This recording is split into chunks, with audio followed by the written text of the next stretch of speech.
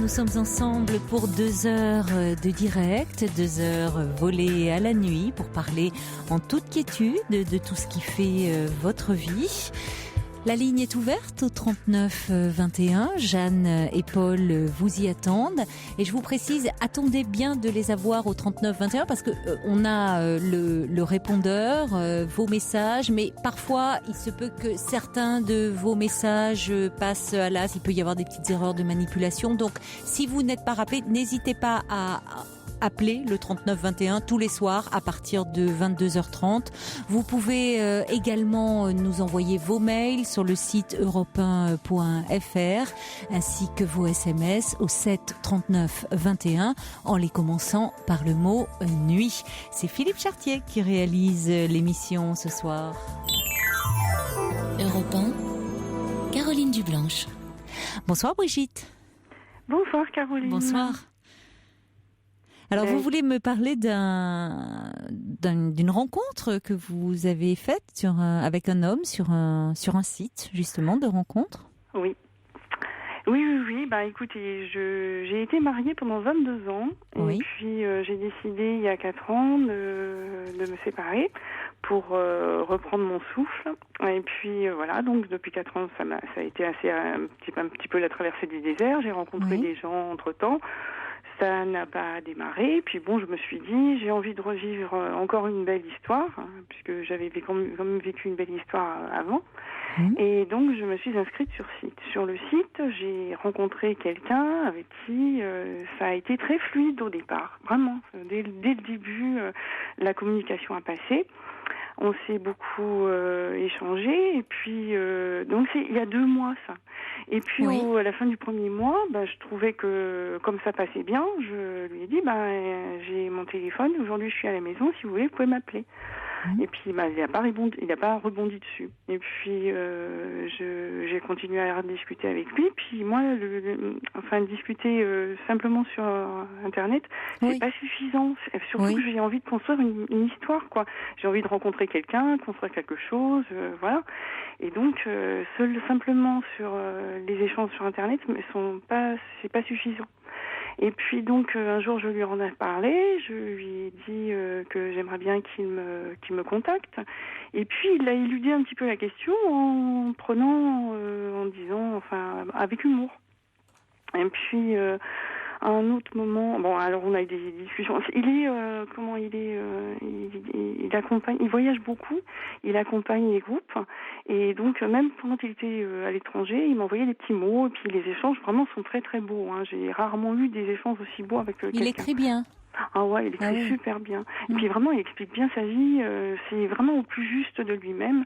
Voilà. Et puis bon, ce qui s'est passé il y a pas longtemps, c'est que je lui ai redonné mon téléphone. Et puis il m'a dit je ne parle pas à une inconnue. Et en plaisantant. Sur le coup, je l'ai pris. Ça peut être drôle. Oui. Je l'ai pris drôle. Mais après, j'ai pas du tout aimé. Quand j'ai raccroché, quand j'ai arrêté, je me suis dit, mais mince, il m'a quand même fichu à la porte, quoi. J'ai ressenti ça. Et donc, je lui ai réécrit un message, en lui disant, en reprenant un petit peu les mots qu'il utilise lui, en disant, j'ai laissé le temps s'envahir de mon chagrin. Et je lui ai expliqué pourquoi. Je lui ai dit, j'ai un peu cette impression d'avoir été mise à la porte, alors que demander à parler à quelqu'un avec qui on s'entend bien, je trouvais que c'était quelque chose de normal. Mais parce qu'il vous a raccroché au nez? Non, il m'a pas raccroché, il m'a juste simplement dit, à chaque fois, il me repousse. Voyez, mais c'était par exemple, il vous a dit au téléphone, parce qu'il y a les messages. Non, j'ai pas eu au téléphone. Pas encore. Je ne l'ai jamais eu au téléphone, non. En 2 mois, oui. Et c'est quand vous lui avez proposé, c'est là où il vous dit, je ne parle pas à une inconnue. Voilà, donc avec humour, voilà. Oui. Et puis je lui ai dit, écoutez, c'est vrai qu'après je suis retournée sur le site, je lui ai mis ça, je suis retournée sur le site, j'ai vu que, en fait, vous ne recherchiez pas de contact, il n'y avait pas marqué contact. D'habitude, on a contact, et souvent les gens disent autour d'un café, dans un restaurant, voilà. Oui. Et puis je lui ai dit, écoutez, moi, si c'est une rencontre platonique, c'est pas ce que j'ai envie. Si c'est une rencontre uniquement de discussion, c'est pas ce que j'ai envie de construire quelque chose avec quelqu'un. Voilà. Et puis c'est là que, et puis je lui ai mis aussi qu'il y avait plein de questions que je lui posais qui restaient sans réponse.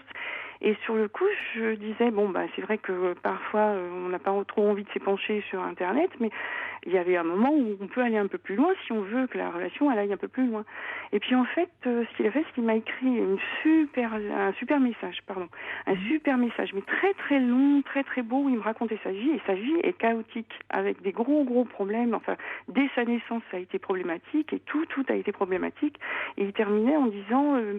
les rencontres avec les femmes sont parfois douloureuses, enfin c'est douloureux pour lui, et il n'a pas envie de faire souffrir quelqu'un, et parfois prendre de la distance avec les gens, c'est pour lui salutaire, et il ne veut pas faire du mal, et il ne veut pas, visiblement lui aussi, souffrir. Voilà. Ce qui fait que moi, quand j'ai reçu ce message-là, autant avant j'étais dans je peux lâcher prise et puis le laisser vivre. Et puis oui, parce que à chaque fois quand je lui disais, écoutez, si vous voulez qu'on se voit pas ou qu'on se discute pas, moi ça m'est égal, hein. C'est votre choix. Moi j'aimerais bien continuer, mais bon, si vous avez pas envie, voilà, c'est comme ça. Et à chaque fois il me relançait, il me récupérait, quoi, avec des choses très belles, avec des choses très gentilles. Et puis donc quand il m'a écrit cette grande lettre, moi j'ai été chamboulée, parce que quand on entend des choses qui sont difficiles, j'ai envie de protéger, moi, voilà, c'est ma fibre maternelle qui reprend le dessus. Mais c'est le risque. Ouais, oui. Et puis, en fait, je lui ai dit, je n'ai pas envie de vous perdre. J'ai renvoyé d'autres messages en lui disant, moi, le chaos que vous me dites, que vous me décrivez, je ne le sens pas forcément. Et de toute manière, moi, je ne vais pas dans les chaos. Je sais m'arrêter avant. Si je sens que je vais dans un chaos, je m'arrête. Je n'aime pas la souffrance, j'aime pas cette sorte de souffrance. Et puis voilà, quoi. Oui. Lui, ce qu'il a fait, c'est qu'il a laissé, il n'a pas répondu. On est resté une semaine sans que lui ne réponde. Et moi, je relançais systématiquement parce que j'avais peur. C'est vrai, j'avais peur de le perdre. Et puis, ce que j'ai fait, c'est que alors c'était le truc vraiment que j'aurais pas dû faire. Je lui ai mis, écoutez, puisque le coup de téléphone, vous voulez pas, ce que je peux faire, c'est que je vous invite, si vous voulez, un soir à dîner, soit chez vous, soit chez moi. Voilà. Et si vous voulez me contacter, je vous donne mon téléphone. Vous pensez que ça lui ferait moins peur ?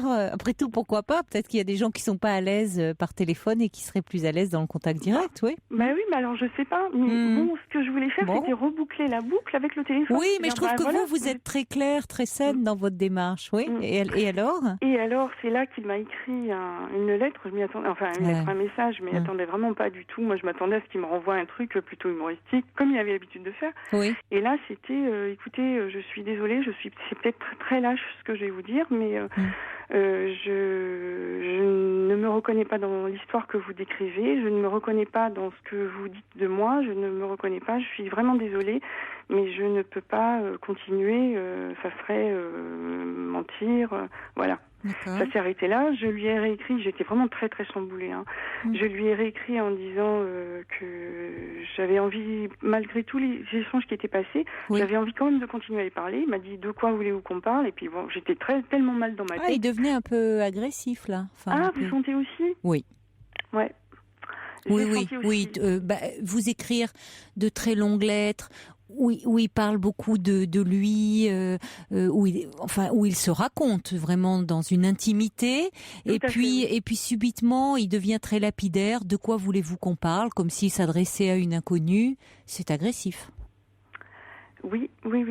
Alors moi là-dedans, je ne sais pas comment récupérer, parce qu'en fait, jusqu'à une semaine, j'étais prêt à lâcher sans que ça me coûte trop au niveau que ça me touchait. Là, avec la lettre qu'il m'a écrite, ce que j'ai ressenti moi, c'est on avait des très beaux échanges où lui s'impliquait vraiment beaucoup, où je m'impliquais aussi aussi, et que en fait, je l'ai tellement touché que lui a tellement peur de rentrer dans une relation qu'il préfère me mettre à distance et me mettre très fort à distance en me faisant mal, pour ne pas avoir, et je ne sais pas quoi. Parce qu'il veut rester dans le virtuel. Oui, mais comment ça, il veut rester dans le virtuel ? Ça veut dire qu'il ne veut pas contacter les gens ? Oui, c'est possible. Vous parlez de platonique, finalement, lui, il est dans le virtuel. Tant qu'il est dans l'épistolaire, où ça va, il est à distance, il se raconte, il parle de lui. Mais on voit bien que dès que vous lui proposez quelque chose de concret, de parler avec lui, d'abord le contact téléphonique qui amène généralement, après à l'échange, à la rencontre directe, là, il n'y a plus personne, il fuit. Oui, il fuit. Et puis, enfin, il est, pour le coup, il est très clair. Il vous dit qu'il se reconnaît pas dans ce que vous dites, qu'il préfère en rester là. C'est-à-dire que dès que vous êtes clair, et vous avez raison de l'être, c'est-à-dire que vous affirmez dans ce que vous souhaitez, c'est-à-dire le rencontrer, en face de vous, il se dérobe. Vous savez, il y a des personnes qui, sur le net, veulent rester dans le virtuel et ne rencontrent jamais. Ah bon? Oui. Ah. Oui. Ah. Et ça veut dire... alors, parce que moi, mon problème, c'est que je me suis accrochée à lui. Oui, j'entends, bien sûr, oui. Vous êtes attachée parce qu'il écrit très bien, parce qu'il a su, comme vous dites, vous toucher émotionnellement. Ouais. Mais prudence, parce qu'il a touché en vous aussi il a éveillé, il raconte une version de lui. Vous ne savez pas d'ailleurs si elle est fondée ou pas, parce que après tout ça reste dans le virtuel. Elle est peut-être fondée après tout, mais elle peut aussi. C'est la vie qu'il vous raconte, et peut-être qu'il se raconte, et qui vise à quoi? À attendrir, à émouvoir en tout cas. Oui. Une vie pas possible, vous dites, très chaotique, très bon. Où il se présente comme il souffre. Les femmes le font souffrir. Oui. Bon, mais vous voyez bien toute son ambivalence et même toutes ses contradictions. C'est-à-dire qu'il va sur un site de rencontre et puis il évite la rencontre. D'ailleurs, vous aviez bien remarqué à un moment, ce qui a un sens, il n'a pas mis se contacter. C'était pas sa demande. Oui. J'avais fait une relation, une émission. Oui. Non, on s'était contenté d'une émission avec Pascal Couder sur les relations par Internet, et on avait parlé des relations. Donc justement par Internet, tout ce que ça a impliqué, à quel point c'était compliqué aussi d'arrêter une relation qui, pourrait-on penser, n'a pas commencé, mais qui en fait, elle a commencé. Cet homme vous a touché, vous êtes investi dans cette histoire sans même l'avoir rencontré. Il s'est passé quelque chose. On peut pas dire qu'il s'est pas passé quelque chose. Et c'est d'autant plus compliqué à arrêter parce que ça touche au fantasme. Mais tout à fait. Vous fantasmez sur cet homme, sur ce qu'il est. Vous ne savez pas qui il est dans la réalité, mais c'est de l'ordre, c'est difficile d'arrêter le fantasme. Donc c'est compliqué. Mais et Pascal Couder avait bien expliqué, c'est de lui que je tiens ça, parce que vous savez, moi sinon Internet je connais pas trop, mais enfin les sites et autres, et il expliquait qu'il y avait un certain nombre d'hommes et de femmes qui allaient sur ces sites, mais qui restaient vraiment dans le virtuel, et qui dès que il leur était proposé une rencontre, et c'était des contacts téléphoniques et même une rencontre dans la vie réelle, ils se dérobaient. Alors parfois pas comme ça en le disant non, je ne peux pas. Ils acceptaient, mais ils posaient un lapin, ils venaient pas au rendez-vous, et puis X rendez-vous manquaient, jusqu'à ce qu'à un moment la personne abandonne. Oui.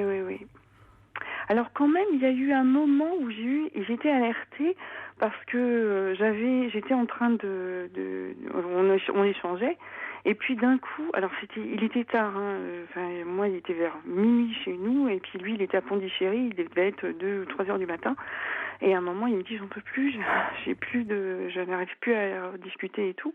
Ce qui fait que le matin, quand je me suis réveillée, j'ai retrouvé un courrier qui était aussi encore très beau aussi, et qui me disait, ce que je craignais est arrivé. Je commence à aimer vous discuter avec vous et à attendre vos échanges. Et j'ai été surprise par craindre. Je craignais ce que je craignais est arrivé. Je me dis, si on est sur un site de rencontre, c'est pas qu'on craint la rencontre. Vous voyez ? Oui, mais voyez, il est dans son ambivalence. Je craignais de m'attacher, et en même temps, il va vous renvoyer, mais j'ai peur de m'attacher parce que m'attacher, ça suppose souffrir. Alors qu'il n'aille pas sur ces sites de rencontre. Qu'il aille jusqu'au bout, qu'il n'aille pas sur ces sites de rencontre. Mais il y va, mais à demi. C'est-à-dire qu'il y va, il veut bien créer un lien, mais pas dans le réel, pas de rencontre réelle. C'est-à-dire, tout reste au niveau fantasmatique. C'est ce que vous avez senti très vite quand vous avez dit « je veux pas de relation platonique ». Lui, il reste dans le virtuel, cet homme-là. Et il restera toujours dans le virtuel. C'est fort probable, vu comment il se comporte.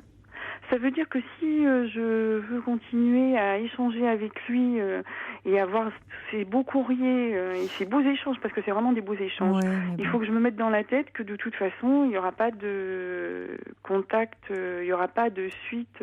Moi, je pense que de toute façon, au bout d'un moment, ces beaux échanges même, vont finir par vous lasser, parce que au bout d'un moment, vous risquez de les trouver, et j'espère pour vous, vides de sens.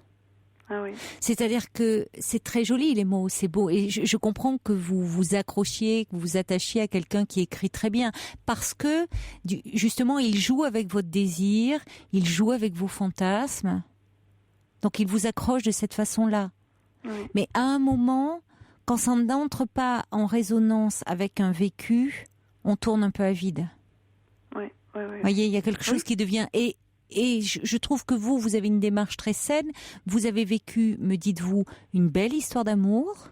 Bon, vous vous êtes séparés, mais vous avez envie, à nouveau, de vivre... Vous espérez, vous êtes dans l'attente d'une rencontre, d'une belle rencontre. Et vous n'avez pas envie de vous enfermer uniquement dans un fantasme. Ah non, le fantasme, c'est très clair. Et donc je pense que cet homme, au bout d'un moment, parce qu'en plus, si vous voulez, il doit accrocher pas mal de monde comme ça en écrivant bien. D'autant plus s'il écrit bien, parce que c'est quand même un des critères de sélection, le fait de bien écrire. Je parle pas uniquement des fautes d'orthographe, mais le fait qu'il ait un style, il sait écrire, il a un joli style poétique. Enfin, bon, il sait très bien écrire. Donc, vous voyez, peut-être que lui, c'est pas peut-être sa vie, elle est constituée autour de ça. Il peut être en correspondance avec plusieurs femmes d'ailleurs, comme ça. Donc prudence quand même. Et d'ailleurs, d'autant plus quand vous dites l'inviter chez vous. Voyez, emporté par l'exaltation, même dans des rencontres peut-être à venir, n'invitez pas chez vous quelqu'un que vous ne connaissez pas. Alors non, c'était pas l'inviter chez moi, je l'invitais dans la ville où j'habite. Et je proposais soit donc la ville où il habite lui, soit la ville où j'habite moi. Mais c'était une forme d'humour, c'était dans la même veine, c'était de la provoque, vous voyez, je le provoquais. Parce que de toute façon, je voyais bien que le contact, il ne le voulait pas. Et donc je me suis dit, je vais jusqu'au bout pour voir ce que ça donne, pour voir jusqu'où il va aller. Vous voyez. Et puis bon, quand j'ai reçu cette claque avec cette lettre, je me suis dit, oh là, c'est une grosse claque. Je me suis dit, bon, qu'est-ce que je fais avec ça, quoi. Non, mais il est pas. Vous ne savez rien. Il peut aussi tout à fait s'inventer une vie. Moi, ce qui m'ennuie, c'est qu'en plus, il met en avant le fait. Enfin, il cherche à émouvoir. Il cherche à émouvoir. Je souffre et donc je ne peux pas rencontrer. Voyez, je voudrais bien, mais je peux point. Enfin, ça va quoi. Mais vous savez, va. J'ai vérifié quand même des éléments de sa vie parce que là, c'est pas mon truc de vérifier. Mais là, avec cette lettre-là, je me suis dit, oh là, il y a des trucs que je comprends pas. Vraiment, j'arrivais pas à comprendre la suite logique. Et donc j'ai fait Facebook, j'ai fait Copains d'avant, j'ai fait plein de trucs. Et il y a des choses qui sont vraies quand même. Oui, mais il dit peut-être des choses de lui. Mais bon, je veux dire, à la limite, il édulcore, il invente peut-être. Qu'il soit cédé à ce moment-là, si puisque vous voyez qu'il reste pas entre deux là, il prend pas le train, il reste sur le quai, il regarde passer les trains, ça va. Bon, voyez, vous voulez rester sur le quai et regarder passer les trains avec lui. Non. Voyez l'énergie que vous passez, que vous passez avec cet homme que vous ne connaissez pas, qui est un parfait inconnu, à aller décortiquer ce qui se cache derrière ces mots. Voyez à quel point il joue avec vous, parce que moi, c'est ce qui m'ennuie dans cette dimension du jeu, c'est qu'il y a une part de manipulation. Même s'il est dans le côté, on peut manipuler en voulant se faire passer pour victime et en cherchant à émouvoir l'autre. C'est quelque chose de très répandu, ça. On pense toujours à la manipulation pour que l'autre, enfin, parvenir, qui le manipuler pour qu'il parvienne à nos fins. Bon, mais il y a aussi la manipulation. On est la pauvre victime et où on cherche à émouvoir, mais c'est une autre forme de manipulation. Et vous tombez dans le panneau, c'est-à-dire que vous allez essayer de voir, vous perdez beaucoup de temps et d'énergie, je trouve. Alors que votre désir à vous perdez de vue votre désir, qui est de rencontrer quelqu'un réellement prêt à rencontrer, prêt à échanger, prêt à partager, prêt à vivre des choses. Dans la vie, quoi. Enfin, vous voyez, et pas juste derrière un écran qui va vous raconter sa vie et pleurer sur son sort. Ouais. Parce que c'est ce qu'il est en train de faire, cet homme. Ok. Message reçu 5 sur 5. Vous voyez, je vous le dis un peu de façon abrupte, hein, pardonnez-moi, mais ça m'ennuie pour vous. Je voudrais pas que vous soyez happés par cette histoire. Parce que je sais que c'est compliqué. Et c'est vrai que, justement, Pascal Couder, qui est psychanalyste, m'en avait fait prendre conscience, parce que je me disais, mais comment se fait-il qu'on ait du mal à clore une relation qui n'a pas commencé? Et c'est vrai qu'il disait, ça fait appel au fantasme. Et du coup, on a du mal c'est avec le fantasme qu'on a du mal à arrêter, puisque l'autre, au fond, ne le connaît pas. Oui, parce que même à un moment, ce qu'il m'a dit, mais pourquoi, je n'arrive pas à comprendre que vous me mettiez, que vous imaginiez de moi.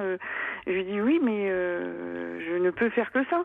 Il me dit oui, mais c'est du fantasme. Je dis oui, mais je vous ai proposé d'autres. Mais oui, et vous voyez maintenant, il retourne ça, alors qu'il sait très bien qu'il joue lui aussi. Ouais. Il est en plein là-dedans. Puisque finalement il reste dans le virtuel, donc il reste dans le fantasme, et il sait très bien que s'il attrape, entre guillemets, comme ça, c'est en jouant avec les fantasmes de l'autre.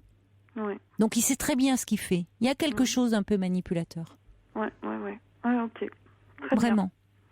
Bon, écoutez, je vous remercie vraiment beaucoup de Ne perdez pas de vue votre désir à vous, qui est, je trouve, voyez, vous êtes porté par le fait que vous avez vécu une belle histoire et que vous êtes désireuse d'en vivre une autre. Et justement, dans le partage, dans la complicité. Donc, il y a les mots et puis il y a tout ce que vous pouvez vivre à côté. Vraiment. Ok, très bien. Bonne chance. Merci beaucoup, je vous remercie beaucoup, je vous souhaite une bonne soirée. Moi aussi, bonne soirée Brigitte. Au revoir. Merci beaucoup, au revoir. Au revoir. Europe 1, pour parler à Caroline Dublanche, appelez le 39 21, 34 centimes les minutes. Alors un petit message pour Gully Girl qui me demande la date de l'émission sur les relations par Internet avec Pascal Couder. Oh, elle a eu lieu il y a au moins 6 mois, cette relation. Décidément, c'est pas possible, cette émission. Mais c'était sur les relations par Internet. Bon, voilà, c'est comme ça. Donc non, sa date, elle est plus disponible en podcast. Hein. Je suis désolée, je vais y arriver. Je vais mettre un mot devant l'autre, moi. Je vais m'en prendre un deuxième café. Mais cela dit, il y a le livre de Pascal Couder qui est très bien fait, qui s'appelle L'amour au coin de l'écran. J'étais partie de ce livre-là pour avoir envie de faire cette émission. Donc je crois que c'est chez Albin Michel, Pascal Couder, COUDERC. L'amour au coin de l'écran chez Albin Michel. Allez, on écoute un peu de musique et après, nous accueillerons, je crois, Ondolan. Don't bury me. 39 21, 34 centimes la minute. Alors, un petit mail de Charlotte qui dit « Souvent sur Internet, les gens sont en situation d'interrogation sur eux-mêmes, ils rêvent leurs échanges, ils fantasment. Cet homme fantasme la réalité qui lui fait peur. Soyez prudente et si vous voyez que cela n'aboutit pas, tournez la page. » Charlotte qui ajoute « Caroline, alors vous avez besoin de vacances, je crois. » Quelqu'un d'ailleurs qui me demande si la libre antenne va continuer cet été. Bien sûr, vous savez bien que l'émission a lieu tous les étés, même si moi je vais partir quelques semaines. Vous aurez Caroline Veil et Sophie Peters qui vont se relayer tout l'été pour être à vos côtés. On accueille maintenant Ondolan. Bonsoir. Ondolan, vous êtes avec nous ? Oui, je suis avec vous. Oui, bonsoir. Bonsoir Caroline. Merci d'avoir sélectionné mon appel. Je vous en prie. Je vous écoute depuis le tout début et j'admire votre professionnalisme. Oh, c'est gentil. La justesse et la rapidité dont vous faites preuve pour mettre en évidence les problèmes qu'on vous soumet et souvent ceux que l'on ne vous soumet pas mais dont on n'a pas idée. Merci de votre confiance. Je vous en prie. Donc voilà pourquoi je vous appelle, parce que à 2 reprises j'ai une amie auquel je tiens beaucoup, mais le problème c'est qu'à chaque fois qu'elle a quelque chose qui se passe dans sa famille qui va très mal, elle m'appelle et puis ça se termine par... la première fois, c'était pour sa mère qui avait 94 ans et qui posait des problèmes, un petit peu de sénilité. Elle faisait un peu n'importe quoi, mais même elle essayait d'attenter des fois à sa vie. Il n'y avait pas de danger, mais ça lui posait, elle, des problèmes. Et elle m'a dit, ça ne peut plus gérer comme ça. En plus, ça faisait peur à ses petits-enfants et tout. Donc, ça s'est soldé par... on était obligé de faire un placement. Oui. Et puis, bref. Et là, la semaine dernière, ça s'est reproduit avec une fille de son premier mariage, puisque là, cette fille a 40 ans. Et la personne qui a signé l'HDT, là, c'est son beau-père, puisqu'elle est remariée. Donc, sa seconde fille s'alcoolise très souvent dans la semaine. Oui. Elle faisait également appel à moi parce que sa mère avait demandé à ce que je puisse l'aider, c'est-à-dire qu'elle dérape pas trop quand elle était alcoolisée. Nous l'avons fait hospitaliser à 4 reprises, mais elle a accepté. Et la dernière fois, il faut dire aussi que je n'ai pas précisé qu'elle était assistante maternelle. Donc il y avait aussi des problèmes de ce côté-là parce que c'est assez dangereux, quoi. Elle est assistante maternelle alors qu'elle s'alcoolise ? Oui, mais... Et peut-être que c'est en dehors de ses heures de travail, mais enfin... Elle nous dit que c'est en dehors de son travail, mais on ne peut pas vraiment en être sûr. On peut imaginer que quand même, sinon, les parents s'en rendraient compte. C'est-à-dire qu'à la fin, ça commençait un petit peu à... Parce que là, elle est en arrêt depuis 3 semaines, et c'est donc au cours de ces 3 semaines d'arrêt qu'elle a été hospitalisée. Oui, enfin, c'est quand même de toute façon problématique, parce que ça veut dire que si elle a un problème d'alcoolisme, c'est qu'à un moment, elle n'arrive plus bien à gérer cette dépendance à l'alcool. Voilà. En s'occupant d'enfants, c'est quand même problématique. Hein. Elle les met en danger, tout à fait. Et donc, vendredi, nous y sommes allés parce qu'elle nous a appelés en catastrophe en disant je vais me tuer, je vais ça. Donc, elle n'avait pas les enfants. Là, elle a quel âge, cette dame ? Elle a 40 ans. D'accord. Et donc, je suis allée avec elle. Oui. Puisque j'étais chez elle, de toute façon, et elle m'avait appelée avant, de toute manière, sa fille, alors j'ai allée avec elle, parce qu'elle est complètement dépassée, et puis, Mais ça se comprend un peu, enfin oui, je comprends qu'elle fasse appel à vous, parce qu'entre les problèmes avec sa maman, les problèmes avec sa fille, c'est vrai que ça fait beaucoup. Et ces jours-là, donc elle avait eu des mauvais... Sa maman, on venait de lui annoncer qu'il la garderait pas en maison de retraite où elle est. Donc elle avait déjà ça. Oui, donc ça fait beaucoup de soucis. Sur ce téléphone en disant je vais me tuer, venez vite, je vais me faire du mal, c'est pas possible ça. Donc nous arrivons et son beau-père était déjà sur place, mais lui il était au jardin parce qu'ils ont un jardin là-bas. Et on a appelé son compagnon puisqu'ils sont pas mariés.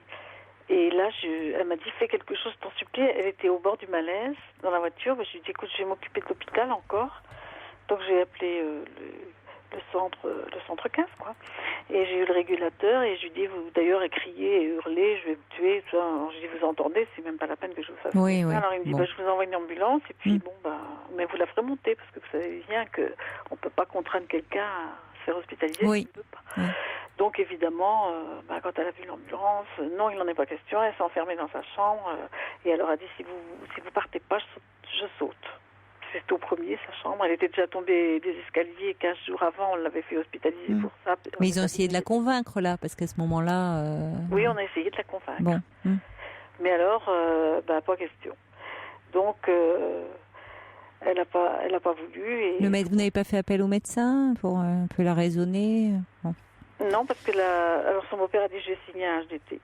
Et là, comment dirais-je, l'ambulancière a téléphoné au médecin du SAMU qui a dit, puisque c'est ça, c'est les pompiers et les gendarmes. D'accord. Alors je lui ai dit, les gendarmes, c'est quand même embêtant parce que... Alors elle m'a dit, j'ai arrêté les gendarmes, mais en fait, tout le monde est venu. Tout le monde. Et alors, alors ça a été pire que tout.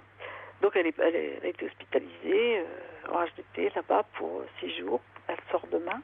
Et depuis, à chaque fois qu'il se passe une chose comme ça, mais toute la famille me fait la tête. Et moi, je me demande pourquoi. Oui, parce que quand c'était sa mère, ses sœurs me recevaient, avant ses sœurs à mon ami. Oui. Et après, elles ont cru que c'était ma faute. Et que... Donc je me demande... Elles vous en tiennent rigueur aujourd'hui ? Oui, voilà, exactement. Et là, maintenant, c'est ses enfants, cette femme-là de 40 ans, là, qui me font la tête. Voilà. Parce Et oui, ça se retourne contre vous, évidemment. Ça, je comprends, parce qu'elle a un fils de 19 ans et une fille de 16 ans. Bon, la fille de 16 ans... Oui, qui sont jeunes en plus, donc oui, ils n'ont pas... Ils ont... Bon, c'est leur mère, ça les angoisse, l'avoir hospitalisée. Bon, ils mesurent pas, effectivement, qu'elle était dans un état tel que c'était préférable pour elle, d'ailleurs. Alors, moi, je me suis sentie... Oui, mais c'est vrai que c'est lourd, je trouve. C'est vous faire endosser des responsabilités qui sont lourdes parce que, après tout, ces personnes ne vous sont pas proches. C'est-à-dire que c'est votre ami que vous aidez, mais vous vous retrouvez quand même dans une situation où vous gérez quelque chose qui vous dépasse. Peut-être de ça.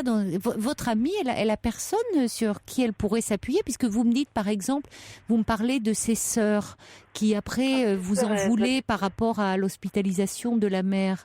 Mais après tout, elle pourrait faire appel à ses sœurs. On n'est pas toujours dans une situation d'urgence. Enfin, vous voyez que la famille prenne ses responsabilités. Bon, je comprends par rapport à cette dame dont vous parlez, là, qui avait ce problème d'alcool. Ce ne sont pas ces enfants qui ont 16 et 19 ans à prendre une telle décision. Ils sont trop jeunes. On peut pas demander à des adolescents et un très jeune adulte d'hospitaliser leur mère. Bon, mais elle vit seule. Elle n'a pas un mari. Elle n'a pas. C'est un compagnon. Oui. Bah oui, mais bon, c'est son compagnon et il y a une responsabilité. Vous voyez, c'est le rôle du compagnon. À ce moment-là, la mère peut intervenir parce que s'il la voit dans cet état-là, s'il ne fait rien, ça pose question quand même. Il faudrait peut-être dire il faut en parler, je crois, à votre ami, dire moi je veux bien t'aider, te soutenir. Je comprends que ça soit très difficile pour toi, être à tes côtés, mais gérer comme ça l'urgence, après, c'est compliqué parce que on m'en veut et on m'en veut d'autant plus que je ne suis pas de la famille et qu'on se demande finalement de quoi je me mêle, entre guillemets. C'est ça. C'est exactement ce que j'en pense. Je me dis, après tout, on se dit de quoi je me mêle, de quoi elle se mêle. Même si... Attention, que les choses soient claires, Dolan.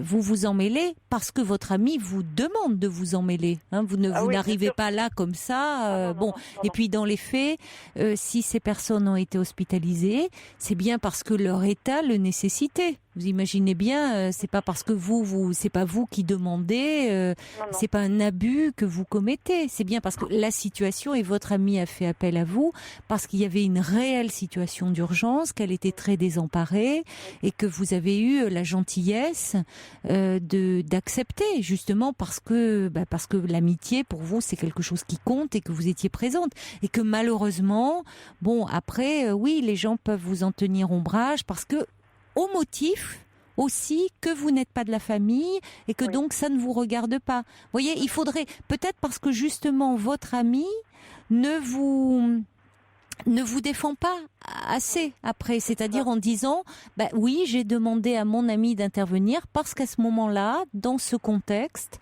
très difficile, j'étais seule à devoir gérer une situation de crise et d'urgence. Vous voyez, ça serait elle aussi de dire à ses sœurs, à ses petits-enfants que la situation le nécessitait.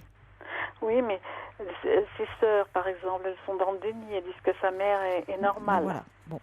Voilà. Donc on peut rien dire. Et puis ses enfants, les enfants, je comprends bien, c'est leur mère. Je leur ai parlé, mais ils m'ont dit oui, on sait bien, mais c'est notre mère. Bien sûr, et c'est leur mère, et ils aiment leur mère, et même si elle a ces problèmes-là, et ils ont raison de l'aimer. Vous voyez, mais que c'est... Bon, alors, effectivement, les sœurs, elles sont dans le déni. Puis comme ça leur permet aussi de ne pas agir, C'est une bonne chose aussi. Elles agissent pourtant, mais dans le dépit du bon sens. Par contre, c'est pour ça qu'on avait pris cette décision-là avec elles, de faire comme ça, parce qu'elles sortent toujours la personne avant que le médecin le dise, elles la placent n'importe où, ça marche pas, faut la réhospitaliser, enfin c'est n'importe quoi. Mais vous si vous m'appelez, c'est quand même que vous trouvez ça un peu lourd, quoi. Là, ça s'est passé en peu de temps, en plus, ces deux événements, si je comprends bien. En peu de temps, oui. Et puis ça se reproduit, alors et ça risque de se reproduire, parce que si la mère a des épisodes comme ça, un petit peu de démence, et la fille des problèmes d'alcool, oui, voilà. Où elle aussi, elle est dans un déni par rapport à ce problème d'alcool, il peut y avoir à nouveau des crises où elle peut être amenée à s'alcooliser. Donc, je crois qu'il faut dire maintenant à votre amie que c'est au compagnon aussi, il faut mobiliser le compagnon, parce que ça pose aussi, vous voyez, si cette femme qui s'alcoolise, mais qui finalement a un compagnon qui ferme les yeux sur la situation, ou qui lui aussi est dans un déni, oui, c'est ça. Peut-être que son compagnon nous dit je suis occupé par mon travail. C'est vrai, il a un travail il travaille presque en ce moment 48 heures sur 24 heures sur 24, je veux dire. Oui, mais d'accord. Mais enfin, alors à ce moment-là, est-ce que c'est pas une façon de fuir aussi ce qui se passe à la maison, parce que le travail peut aussi devenir un refuge, hein, c'est-à-dire parce que c'est l'enfer à la maison, il fuit, il se réfugie dans le travail. Bon, mais à la maison, il se trouve qu'il a une femme qui va mal, qui va très mal et qui aurait besoin d'aide. Et puis 2 jeunes gens, une jeune fille de 16 ans et un garçon de 19 ans, qui doivent pas aller très bien non plus dans cette situation. Mais non, c'est pareil. Bon, donc vous voyez, il peut aussi s'en laver les mains en disant moi j'ai du boulot par-dessus la tête, je peux pas m'occuper de ça. Mais enfin, résultat, c'est sur vous que ça revient, la responsabilité de gérer la situation. C'est un peu fort quand même. Vous voyez, c'est-à-dire qu'à un moment, il faut aussi que chacun assume ses responsabilités, et c'est quand même au compagnon qui est là, qui est présent, qui vit à ses côtés, de pouvoir aussi dire, là il y a un problème, il faut faire il faut qu'on fasse quelque chose, tu as besoin d'aide, et on va faire en sorte que tu puisses t'aider à être prise en charge, parce que sinon ça peut expliquer aussi beaucoup de choses d'ailleurs, l'attitude du fait que cette femme, elle est livrée à elle-même, à son mal-être, à sa souffrance, avec finalement des gens autour qui ferment les yeux sur ça. Oui. Je m'investis trop sur moi aussi dans... Moi, je pense que si vous voulez, vous le faites encore une fois avec beaucoup de gentillesse, et vous êtes sollicité en plus dans des moments de crise, donc dans des moments d'urgence, et vous voyez votre ami qui certainement est à juste titre très angoissé. Donc vous êtes à ses côtés, et c'est tout à votre honneur. Maintenant, peut-être que justement, quand à froid, quand la crise est pas là, dire, puisque c'est votre amie, en parler un peu, dire qu'il faut quand même qu'elle essaye de mettre en place un réseau autour, en mobilisant déjà les autres sœurs, en disant il faut quand même que vous ouvriez les yeux, mais notre mère ne va pas bien. Donc vous pouvez continuer à ne pas vouloir voir, mais dans les faits, elle a un problème, et rencontrer au moins son médecin.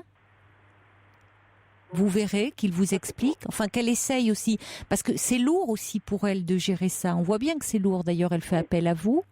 Bon, et par rapport à sa fille, de dire qu'il faudrait là aussi qu'elle puisse mobiliser le compagnon en disant d'accord, tu as beaucoup de travail, mais à côté de ça, ta femme va très mal, et qu'est-ce qui se passe ? Est-ce qu'on la laisse comme ça, s'abîmer à petit feu ? Et puis, en intervenant juste quand il y a le feu. Et puis, une fois que on éteint le feu, hop, jusqu'à la prochaine crise. Ce qu'il nous a répondu, moi, j'en peux plus. Je peux plus rien faire. Je ne peux plus rien faire du tout. Et si ça continue, je serai même méchant. Et pourtant, je suis pas méchant. Il nous a répondu ça, alors... Oui, mais on voit bien. Donc, vous voyez, le travail est une excuse. Finalement, il a trouvé ce refuge. Le travail devient une façon de fuir la maison. Oui, c'est ça. Il me semblait aussi que j'avais quelques notions comme ça. Je pensais qu'il y avait ça. Mais à ce moment-là, et que votre amie peut-être se fasse aider, elle, parce que entre sa mère qui va pas bien, sa fille qui va pas bien, enfin, vous voyez, vous pouvez pas non plus tout porter, parce que ce sont des situations lourdes. C'est pas simplement en tant qu'amie, vous pouvez pas tout gérer, parce que c'est des situations qui nécessitent l'aide de professionnels. Oui, justement, j'étais infirmière, c'est pour ça qu'elle fait appel à moi. Ah oui, d'accord, je comprends. Oui. Ben oui, d'accord, mais quand vous étiez infirmière, vous aviez aussi toute une structure autour de vous. Oui, bien sûr. Voyez, vous n'étiez pas seule, même si bon là vous n'êtes plus infirmière, vous ne travaillez plus et vous n'avez pas toute l'infrastructure autour de vous. Non. Donc vous pouvez lui dire justement, vous avez des notions, d'accord, mais dire que par rapport aux pathologies qu'elle décrit, il faut vraiment qu'il y ait une prise en charge et une prise en charge par des professionnels. Ben oui, bien sûr. Donc à ce moment-là, en donnant des adresses, vous pouvez l'aider en donnant des adresses aussi. Vous pouvez aider votre ami en donnant des relais. C'est aussi l'aider. Oui. Parce que là, finalement, vous intervenez. Et encore une fois, parce qu'elle vous sollicite. Mais c'est quand il y a le feu. Oui, c'est ça. Hein, c'est au coup par coup. Oui, c'est ça. Oui, Bon, c'est ça. et jusqu'à la prochaine crise que vous redoutez, que vous appréhendez, vous avez raison, parce qu'il y a tout lieu de penser qu'il y aura malheureusement d'autres crises. Oui. Mais donc, en attendant, il faudrait pouvoir donner, ou en tout cas que cette dame transmette à sa fille et avec le médecin qu'elle mette en place quelque chose pour sa mère, mais qu'il y ait en lui donnant des adresses, à ce moment-là, ce que vous pouvez faire pour qu'elle ait des relais autres que vous. Oui, j'ai donné à sa fille l'adresse d'une psychologue. Elle y est allée 2 fois et pour l'instant, c'est trop tôt. Donc, puis il faudrait, je pense. Et puis d'un médecin addictologue, voyez. Oui, alors là, elle nie totalement son alcoolisme. Bon, écoutez, vous avez déjà donné, la psychologue, elle peut travailler de son côté et peut l'orienter. Vous avez déjà, voilà, c'est très bien ce que vous avez fait. Et puis pour sa mère, elle verra. Avec le médecin, avec peut-être l'équipe hospitalière, enfin mettre des choses en place. Mais c'est ce qu'il faut que vous expliquiez à votre ami, que c'est plus possible d'agir comme ça au coup par coup, qu'il faut vraiment anticiper maintenant. Anticiper les problèmes en mettant en place quelque chose autour. Et c'est ce qui va vous permettre, vous, voyez, en déléguant, comme vous l'avez fait, en donnant des adresses, de plus être comme ça, à chaque fois, sollicité comme vous l'êtes, parce que bon, c'est épuisant, c'est pas votre rôle et du coup, on vous le reproche. Oui, c'est ça, oui. Voilà. C'est ce qui me fait mal, c'est qu'on me fait la tête maintenant. Oui, bon, de la part des 2 enfants de la dame, ça se comprend un peu. De la part des filles, oui, bon, c'est de la part de ses sœurs, ça m'est égal. Hein, parce que... Bon, les 2 enfants, c'est parce qu'ils sont malheureux, ils vont pas bien. Hein. Finalement, tout le monde, voyez, leur mère, elle est livrée à elle-même, elle a un compagnon qui lâche complètement. Il ferait mieux, finalement, de se séparer, hein, parce qu'il aide pas. Il est là, je trouve terrible. Il abandonne complètement. Oui, c'est ça. Oui, il abandonne, mais sans avoir le courage de dire réellement je m'en vais, ce qui pourrait provoquer un électrochoc et l'amener à se prendre en charge, alors que là, il dit pas clairement les choses. Non, c'est vrai. Bon, alors c'est vrai qu'il vaut mieux qu'il soit à distance plutôt que de devenir agressif, voire violent avec elle, comme il le laisse entendre. Oui. Après tout, bon. Mais enfin, il laisse se déliter les choses sans rien faire, quoi. Voilà. Oui, ce qui n'est pas une bonne chose non plus pour cette femme. Oui. Non, c'est vrai. Parce qu'elle est livrée à elle-même, à sa souffrance, parce que si elle s'alcoolise comme ça, c'est qu'elle va mal, et donc ses enfants aussi vont pas bien. Donc, voyez, c'est pas contre vous, ils vont pas bien, ces jeunes-là. Ils sont trop seuls, quoi. Ils sont trop seuls. Mais c'est pour ça, vous, c'est bien ce que vous avez fait. Vous savez, donner des adresses, passer le relais à des gens qui pourront d'autant mieux aider, qu'ils sont pas trop proches, qu'ils sont pas, voyez, tant pis si on leur fait des reproches, ils sont pas pris dans l'affectif, ils aident en tant que spécialistes, en tant que professionnels. C'est déjà énorme, hein. Donc, franchement, vous faites beaucoup, là. Et vous pouvez le dire à votre ami, dire que à un moment ça vous affecte un peu tout ça, c'est compliqué et qu'il faut mettre en place des choses comme ça pour prévenir. Oui, il faut anticiper. Oui, voilà, d'accord. Préventif. Oui, d'accord. Merci, Caroline. Bon courage, on te donne. Merci beaucoup. Au revoir. Au revoir. Bonne soirée. Caroline Dublanche sur Europe 1. Pour intervenir dans l'émission, appelez le 39 21 34 centimes la minute.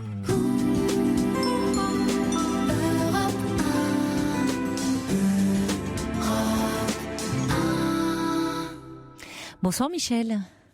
Bonsoir. Bonsoir. bonsoir Caroline. Alors, vous voulez me parler d'une rupture ? Oui, c'est ça, en fait, une rupture plutôt difficile que je suis en train de vivre. Ouais. Bon, ça fait déjà 6 mois. Et c'est une histoire assez particulière. Et bon, en fait, c'est pas tellement des questions que je voudrais poser, mais c'est plutôt une histoire à raconter, mais à la suite, il y aura sûrement des questions. Oui, mais je vous écoute.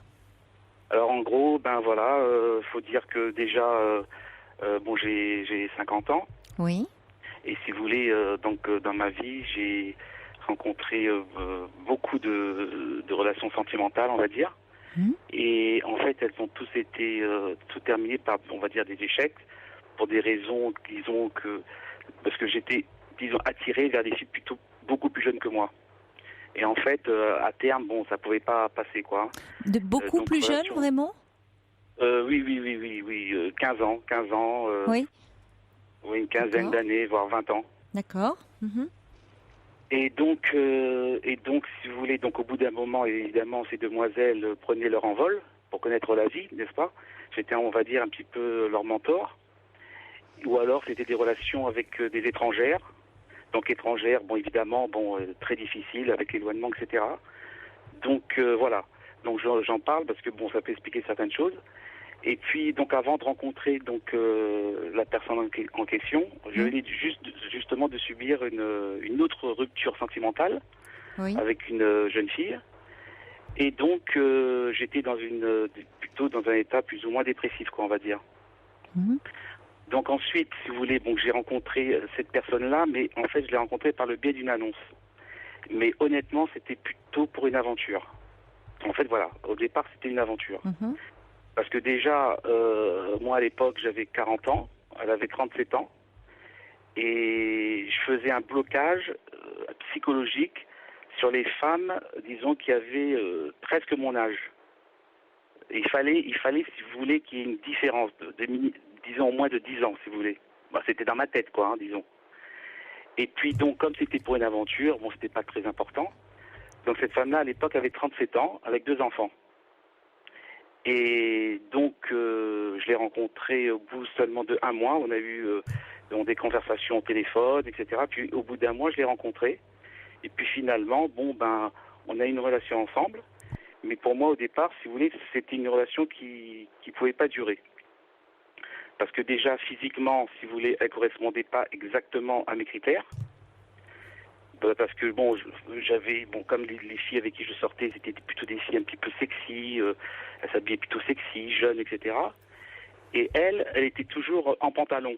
Mais je l'ai su après pourquoi. Et quand j'ai rencontré cette personne-là boitait. Et elle m'avait expliqué qu'en fait, elle était tombée dans l'escalier et elle était donc en rééducation, si vous voulez. Mais au bout de, on va dire, de 1 mois de relation, c'était donc trop fort pour garder ce secret, entre guillemets, et elle était obligée de me dire qu'en fait, elle était handicapée. Alors, handicapée suite à un AVC à l'âge de 17 ans. D'accord.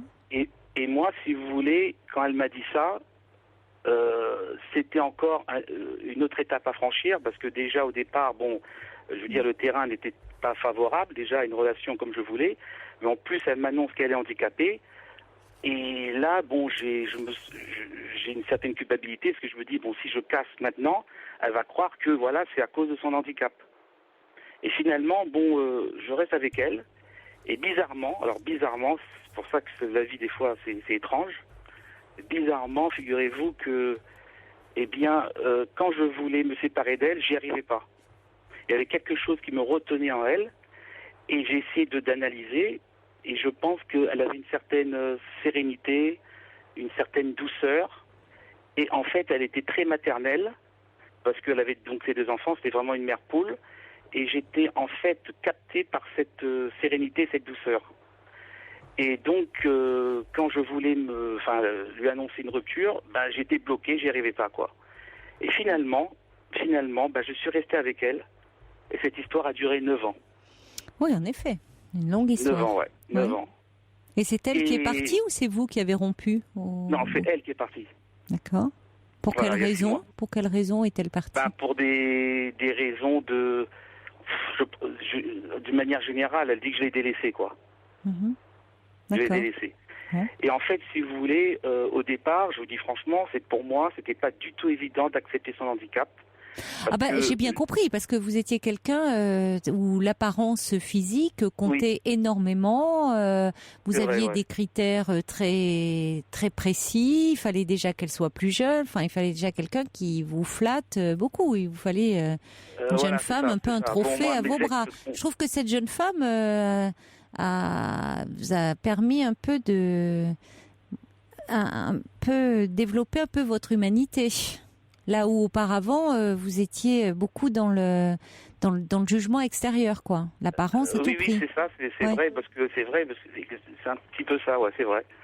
Et finalement, si vous voulez, au départ, quand je rentrais au restaurant avec elle, marcher main dans la main, quand vous voyez que toutes les têtes se retournent sur ses pieds, il faut assumer, quoi. Donc, au départ, c'était pas évident. Après, évidemment, après plusieurs mois, encore moins avec plusieurs années, je voyais pas du tout son handicap, et je vous dirais même que non seulement je le voyais pas, mais c'est peut-être bizarre ce que je vais vous dire, mais j'en étais presque fier de marcher avec elle. C'était devenu une fierté, si vous voulez. Oui, mais parce que vous aimiez cette femme, vous étiez très amoureux d'elle aussi. Voilà, exactement. Et donc, si vous voulez, on a vécu une histoire donc pendant 9 ans. Oui. Et puis, ce qui s'est passé, ça a commencé à se détériorer à peu près il y a 3 ans. Oui. Parce que, en fait, elle me reprochait, voilà ce qu'elle me reprochait. Elle me reprochait, en gros, de la délaisser. Alors, de la délaisser comment ? Elle voulait qu'on passe un week-end ensemble dans la nature, dans les hauts. J'aurais pu le faire. Et honnêtement, par négligence, par égoïsme, je ne l'ai pas fait. Je ne l'ai pas fait parce que elle travaillait pas. Elle conduisait pas. Elle était enfermée toute la semaine dans la maison. Et en fait, le week-end, pour elle, c'était un espace de liberté. Enfin, elle voulait sortir. Et pourquoi elle ne pouvait pas conduire du fait de son handicap Oui, c'est ça. En fait, elle n'a jamais passé son permis de conduire. Parce que elle avait un problème. Elle ne pouvait pas. Il y avait un problème de mobilité. Voilà, c'est ça. Ah oui, d'accord. Voilà, oui, donc elle était quand même très dépendante. Elle était dépendante à ce niveau-là, en tout cas de vous. Exactement, très dépendante. Pour le travail, elle aurait pu travailler. Ah oui, bien sûr. D'accord. Et c'est une fille aussi qui m'a touché lorsque je l'ai rencontrée. Oui. C'est que en fait c'est une femme qui a rencontré le père de ses enfants à 20 ans, donc très jeune. Oui. Donc c'était le premier homme de sa vie. Oui. Mais malheureusement c'était une femme battue. Donc pendant 7 ans, elle s'est fait bastonner, etc. Et donc elle a eu le mérite d'élever ses 2 enfants, parce que moi quand je l'ai rencontrée, elle avait un enfant de 8 ans et l'autre avait 16 ans. Oui, c'est ce qui vous plaisait aussi chez elle, c'est cette dimension très maternelle, très protectrice avec ses enfants. Exactement. Et d'ailleurs, ses enfants ont été très bien élevés et m'ont accepté, mais dès le départ, les bras ouverts, il n'y a eu aucun problème avec eux. Elle a beaucoup de qualités humaines, cette femme. De simplicité, exactement. Et alors là, vous vous en voulez aujourd'hui parce que par rapport à la rupture, qu'est-ce qui fait que vous dites, vous saviez au fond que ça lui aurait fait plaisir et vous ne le faisiez pas. Donc à ce moment-là, ça veut dire que vous n'aviez plus envie de lui faire plaisir, vous lui en vouliez. Par paresse, par négligence, par acquis, le fait qu'on sent que c'était acquis, parce qu'en fait, elle était très amoureuse de moi, ça j'en suis convaincu, mais vraiment très amoureuse, avec un amour par contre très possessif. Par exemple, elle supportait pas que je sorte avec un ami, ne serait-ce qu'une fois par mois. J'allais au restaurant. Quand je rentrais, c'était à chaque fois des scènes, etc. Et puis elle me soupçonnait tout le temps de la tromper, chose que je faisais pas franchement. Mais elle imaginait plein de femmes autour de moi, etc. Parce que vous étiez assez séducteur. Vous aimez les femmes. Oui. Et puis elle connaissait un peu mon passé. Oui. Et puis aussi une chose, c'est qu'elle avait aussi un complexe d'infériorité par rapport à son handicap, par rapport aux autres femmes. Oui. Par exemple, on va continuer à en parler, Michel, on continue à en parler, mais après le journal de minuit, donc ne raccrochez pas, on se retrouve dans quelques minutes, d'accord ? À tout de suite.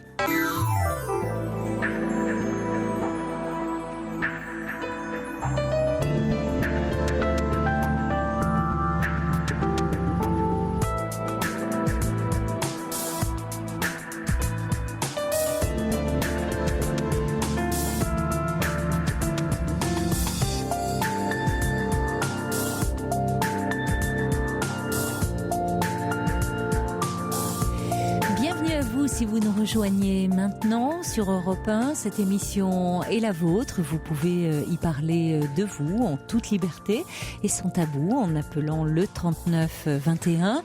Vous pouvez aussi réagir à tout ce qui s'y dit par mail sur le site europe1.fr. C'est ce qu'a fait Sylvie qui rebondissait sur le premier témoignage, le témoignage de Brigitte qui avait rencontré un homme sur Internet qui écrivait très bien. Brigitte avait été touchée par ces textes et en même temps, à chaque fois qu'elle lui proposait une rencontre, même des échanges téléphoniques, cet homme se dérobait. Donc Sylvie dit dites aux auditrices qu'elles arrêtent d'être naïves avec les rencontres sur les sites. C'est un leurre absolu d'attendre un idéal derrière son écran. Mieux vaut être acteur de sa vie. J'ai navigué sur ces sites jusqu'au jour où, lassé de relations chimériques, j'ai définitivement tout stoppé. Depuis, je me dis que la rencontre peut se faire tout à fait naturellement, sans artifice et sans courriel qui demande et investissement et temps. Tout ce blabla et souvent la réalité est tout autre. Certes, parfois on croise une personne normalement formatée, mais souvent il y a un hic, car nombreux sont les hommes mariés qui cherchent aventure ou à être rassurés. Bref, n'attendez pas, sortez en ouvrant tous vos sens. Remarquez, dit Sylvie, je suis toujours sur le marché, mais bon, j'y crois fort. Belle soirée à vous. Sylvie, toujours résolument optimiste. Alors, en même temps, c'est vrai que vous avez raison, il faut regarder partout dans la vie aussi, on peut faire des rencontres, mais il s'agit pas de jeter l'opprobre forcément sur les sites, parce que on peut faire des rencontres. C'est vrai qu'il y avait quelqu'un me disait, je crois que c'est notre Sylvie d'ailleurs qui disait attention, est-ce que cet homme n'est pas marié, soyez prudente, mais il y a aussi des gens qui réellement sont sincères et cherchent à rencontrer.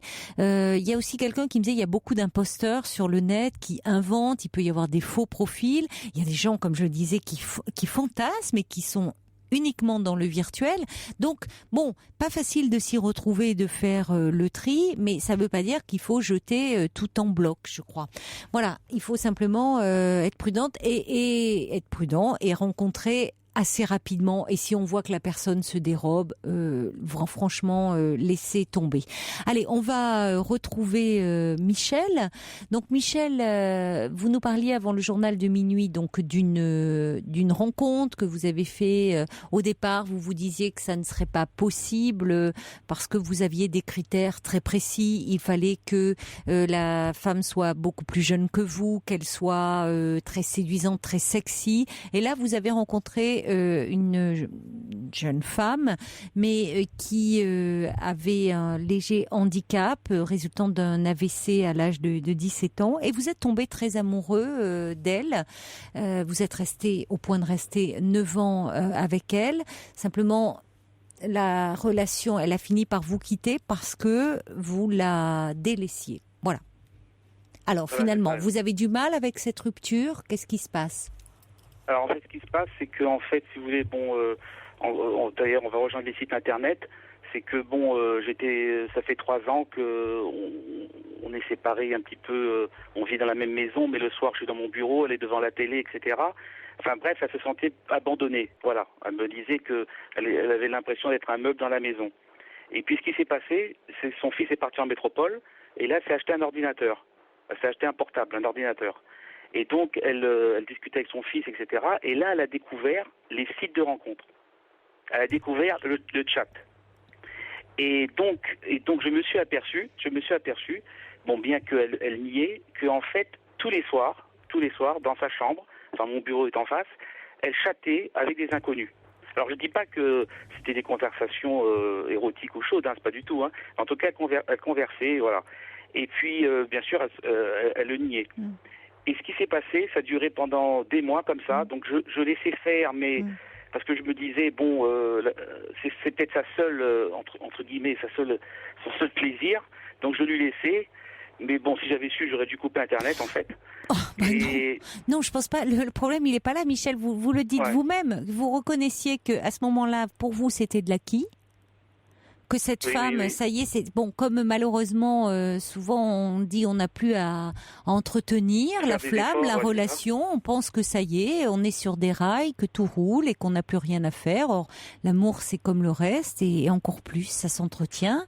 Et bon, vous le dites bien, c'est pas forcément qu'elle avait des conversations érotiques avec ces hommes, mais elle s'ennuyait.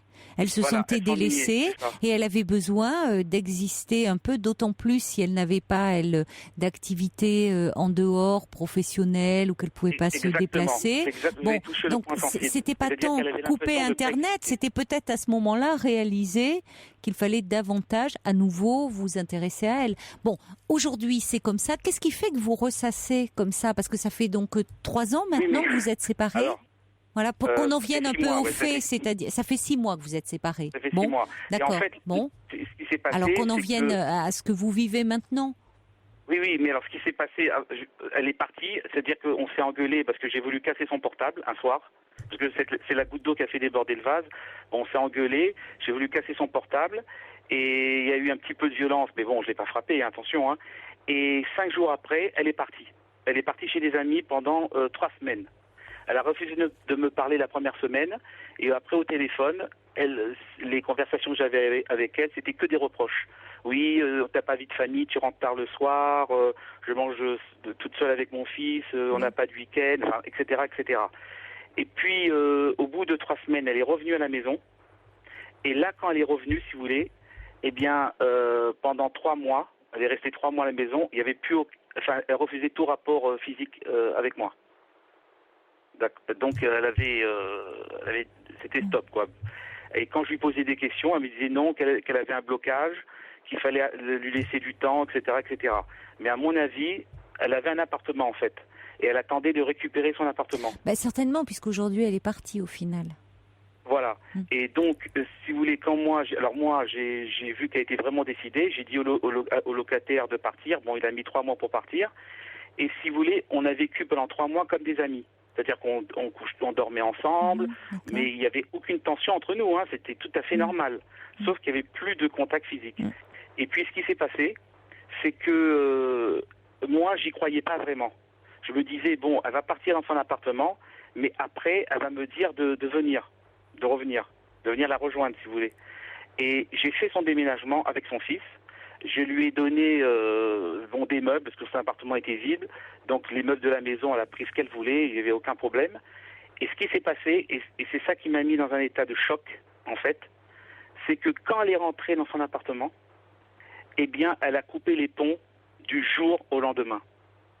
C'est-à-dire que elle refuse de me parler au téléphone, elle refuse de répondre à mes textos, elle refuse de répondre à mes mails. Les seules nouvelles, c'est par son fils, parce que son fils, qui a 21 ans maintenant, eh bien, je le vois régulièrement. Bon, on a des très bonnes relations. Son fils, qui est en métropole, qui a 26 ans, m'appelle une fois par semaine. On se fait un Skype une fois par semaine. Il n'y a aucun souci. Mais elle, en fait, elle a vraiment coupé les ponts. Et en fait, j'ai pas fait le deuil. Parce qu'en fait, il n'y a pas eu d'explication réelle, si vous voulez. Il n'y a pas eu vraiment... Et puis en plus, depuis qu'elle est partie, dans toutes ses explications, elle n'a jamais parlé de sentiments. Elle m'a jamais dit, oui, je te quitte parce que je t'aime plus, j'ai plus de sentiments pour toi. Elle n'a jamais parlé de ça. C'était que des reproches de la vie pratique, quoi, de la vie de tous les jours. Oui, mais que des reproches. Donc, ça montre, si elle n'a plus de lien avec vous, c'est justement parce que c'est compliqué de rester en lien, en tout cas pour le moment, et qu'elle a besoin véritablement d'une coupure, parce qu'elle vous en veut, elle est en colère. Et d'une certaine façon, vous le dites vous-même, à un moment, vous avez cohabité sous le même toit, vous dites comme des amis. Bon, en tout cas, plus comme des amants. C'est-à-dire de façon tout à fait platonique, comme des colocataires, on va dire. Oui, parce qu'elle voulait plus... non, elle voulait bien marquer par là, en n'ayant plus de relations sexuelles avec vous, que vous n'étiez plus ensemble. Bon, oui, voilà, donc elle faisait en sorte certainement qu'il n'y ait pas de conflit. Donc d'éviter les tensions, d'éviter les conflits, parce qu'elle avait vu, vous dites qu'il y a eu un moment où quand même c'est devenu assez tendu, assez agressif, voire un peu violent entre vous. Voilà, c'est ça, oui. Donc, elle a fait en sorte le temps de l'entre-deux, où ça arrive parfois dans une séparation, ou si on n'a pas tout de suite, où on peut être amené un peu à cohabiter, et cette période est délicate, c'est-à-dire qu'on sait qu'on va se quitter, mais dans les faits, ça met un petit peu de temps pour se mettre en place, et où vous raccrochiez, vous gardiez l'espoir, en ne voulant pas vraiment voir la réalité, que elle allait garder, elle partait, vous ne vivriez plus sous le même toit, mais néanmoins que vous alliez rester un couple d'amoureux. Or, c'était quand même très peu probable compte tenu de la façon dont la relation avait évolué. En général, quand on commence à plus vivre sous le même toit et que la relation s'est détériorée comme ça, c'est pas très bon signe. Et là, elle manifeste vraiment qu'il y a séparation, et c'est important pour elle de le faire. C'est-à-dire que elle est séparée de vous officiellement, vous ne vivez plus ensemble, et donc vous n'êtes pas non plus des amis. Ça montre bien, elle peut pas être amie avec vous. Vous n'êtes pas amant. Vous n'êtes plus amant, mais vous pouvez pas être amis non plus. C'est normal, quand on a aimé quelqu'un, quand on a eu une relation très forte avec cette personne, on peut pas d'amant redevenir ami. Ne vous fiez pas à ces quelques mois que vous avez vécu ensemble sous le même toit. Là, vous y étiez un peu, en tout cas, elle, contrainte et forcée. Oui, parce qu'elle ne pouvait pas aller ailleurs. Voilà. Bon, mais ça ne veut pas dire que vous étiez amis. Vous cohabitiez sous le même toit. Bon, mais je dirais justement, ça montre aussi que cette histoire a compté pour vous deux. C'est-à-dire qu'on peut pas passer de quelqu'un qu'on a aimé à après, on est amis, on va prendre un café ensemble, on se voit, on se parle. Non, il y a un moment, il y a un temps où il y a de fait la rupture, et la rupture, vous la traversez maintenant. Et vous avez un peu, pour vous protéger, ne pas voulu voir la réalité de la situation, qui est que vous êtes séparés. C'est ça, ouais. Bon. Et après ça, donc, c'était juste avant Noël, donc 15 jours avant Noël. Bon, moi, j'habite loin, j'habite, ma famille est en métropole, ce qui fait que j'ai passé Noël chez des amis, alors que j'avais l'habitude de passer dans sa famille, etc. Donc, ça m'a perturbé quand même. Et puis ensuite, si vous voulez, moi, c'est de l'aider, l'avoir tous les jours à mes côtés, ça me donnait un sens à ma vie. Parce que j'avais l'impression que j'étais un petit peu sa canne. Et là, je me retrouve sans repère, parce que j'avais une vie de famille, en fait. Je rentrais, quand même tous les soirs, il y avait le repas qui était prêt, etc. Et là, je me retrouve sans repère. J'ai pas d'enfant, alors c'est le regret de ma vie. C'est-à-dire qu'arrivé à mon âge, je constate que, en fait, j'ai bien vécu. Quel âge avez-vous, Michel? 50 ans? 53 cette année. 53 cette année. Écoutez, vous avez cette chance par rapport à une femme. Si vous aimez en plus les femmes plus jeunes que vous pouvez rencontrer une femme qui, elle, veut un enfant. Et pour un homme, ça reste possible. Hein. Oui. Donc tout ça. Écoutez, c'est normal que vous ne souhaitiez pas cette séparation. C'est normal que vous soyez nostalgique, que vous manquiez. Il faut que vous construisiez de nouveaux repères. Mais en tout cas, je trouve que cette relation, elle aura eu le mérite de vous faire évoluer et gagner en humanité par rapport à quand même cet aspect de vous qui était assez superficiel, je dirais au départ, où il vous fallait un peu une jeune femme que vous affichiez un peu comme un trophée à votre bras. Il fallait qu'elle soit jeune, sexy, et vous vous êtes rendu compte que c'est une femme qui devait être séduisante aussi, mais qui ne correspondait pas à tous vos critères physiques. Et qui pourtant vous l'avez profondément aimée. Donc vous voyez, vous allez peut-être être un peu moins superficiel dans le choix de vos critères futurs. Voilà. Et peut-être avoir une relation un peu plus équilibrée aussi, où vous allez pas toujours vouloir jouer les Pygmalions. Voilà. Et en plus de ça, je viens d'apprendre, ce qui explique justement peut-être mes échecs aussi dans le passé et avec cette personne. Je viens d'apprendre par hasard, on va dire, que je souffre d'un syndrome psychologique qui s'appelle le syndrome de Peter Pan. Bon, d'accord. Voilà, et donc, en ce moment, je suis en train de lire un bouquin sur ça, tel qu'il est, le seul bouquin sur le sujet d'ailleurs, et donc très intéressant. Et on subit quelque part aussi la perte de notre compagne, comme quelque part une perte. Et alors vous l'avez appris en lisant ce livre, c'est ça? Oui, en lisant ce livre, oui. Bon, écoutez, ça vous fait réfléchir sur vous-même. Moi, je trouve que ça a au moins le mérite. la rencontre avec cette femme. Le fait aussi que finalement, de traverser une rupture, de vivre une rupture, souvent ça nous rend plus humains. Ça peut nous rendre plus humains en tout cas, plus réceptifs et plus, faisant preuve de plus d'empathie après vis-à-vis des autres. Là où parfois on est un peu trop tourné sur soi-même. Hein. Oui, non, mais c'est vrai, puisque là j'ai fait le constat que je trouve que pour donner maintenant un sens à ma vie, j'ai besoin maintenant de m'investir auprès des autres. Alors je sais, dans une association, je sais pas, mais en tout cas, il faut que je ressens le besoin de rendre ma vie plus utile. Bon, voilà. Écoutez, donc il y a plein de choses à faire pour être utile, vraiment. Oui. Oui, c'est ça. Vous avez l'embarras du choix à ce niveau-là, donc. Donnez-vous le temps, prenez le temps d'y réfléchir et vous allez forcément trouver quelque chose dans quoi vous investir. Merci en tout cas d'avoir témoigné ce soir à l'antenne. Et bonne chance à vous, bon courage. Au revoir Michel. Merci. Au revoir. Merci beaucoup. Au revoir. Pour parler à Caroline Dublanche, appelez le 39 21 34 centimes les minutes. Je voudrais du soleil vert, des dentelles et des théières, des photos de bord de mer dans mon jardin d'hiver. Je voudrais de la lumière comme en Nouvelle-Angleterre. Je veux changer d'atmosphère dans mon jardin d'hiver. Ta robe à fleurs sous la pluie de novembre, mes mains qui courent, je n'en peux plus de t'attendre. Les années passent, qu'il est loin l'âge tendre, nul ne peut nous entendre. Je voudrais du Fred Astaire, revoir un latte coère. Je voudrais toujours te plaire dans mon jardin d'hiver. Je veux déjeuner par terre comme au long des golfes clairs, t'embrasser les yeux ouverts dans mon jardin d'hiver.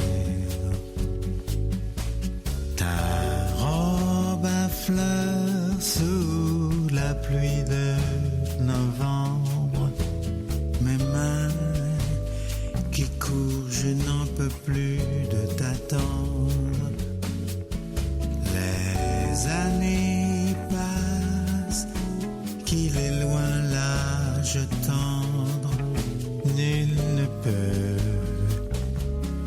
nous entendre.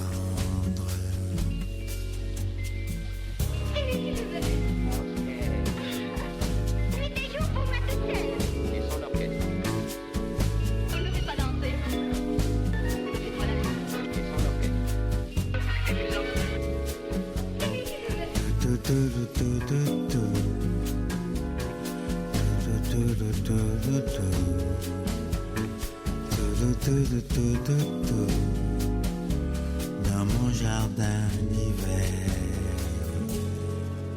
Un écrin de douceur comme ça en plein milieu de la nuit avec Henri Salvador, Jardin d'hiver. Bonsoir Eva. Bonsoir. Bonsoir. Bonsoir. Alors vous voulez rebondir sur les sites de rencontres? Oui, enfin même des sites de sortie tout simplement, parce que moi je fais partie d'un groupe de sortie qui s'appelle Amiez. Et sur ces sites, qui sont en fait des sites vraiment ouverts à toutes les possibilités de sortie qui existent dans les grandes villes et à la campagne également, viennent s'intercaler des photos de personnes, en général des messieurs très beaux, qui ont un discours en 10 lignes, 15 lignes, qui ont des tas de choses à dire sur eux-mêmes. En général, le discours est parfaitement bien fait. Il est très équilibré. Il y a du bon, du moins bon. Enfin, voilà. Et ces personnes sont des personnes totalement fictives. Et souvent, il y a un but derrière commercial. C'est-à-dire qu'au bout d'un moment, la personne vous dit, je vends des produits, si ça vous intéresse, etc. Alors, on a la chance d'avoir des modérateurs. Oui, on a la chance de pouvoir avertir les modérateurs. Oui. Et les modérateurs vérifient quelles sont ces personnes. Et assez rapidement, d'ailleurs, ces personnes sont évincées.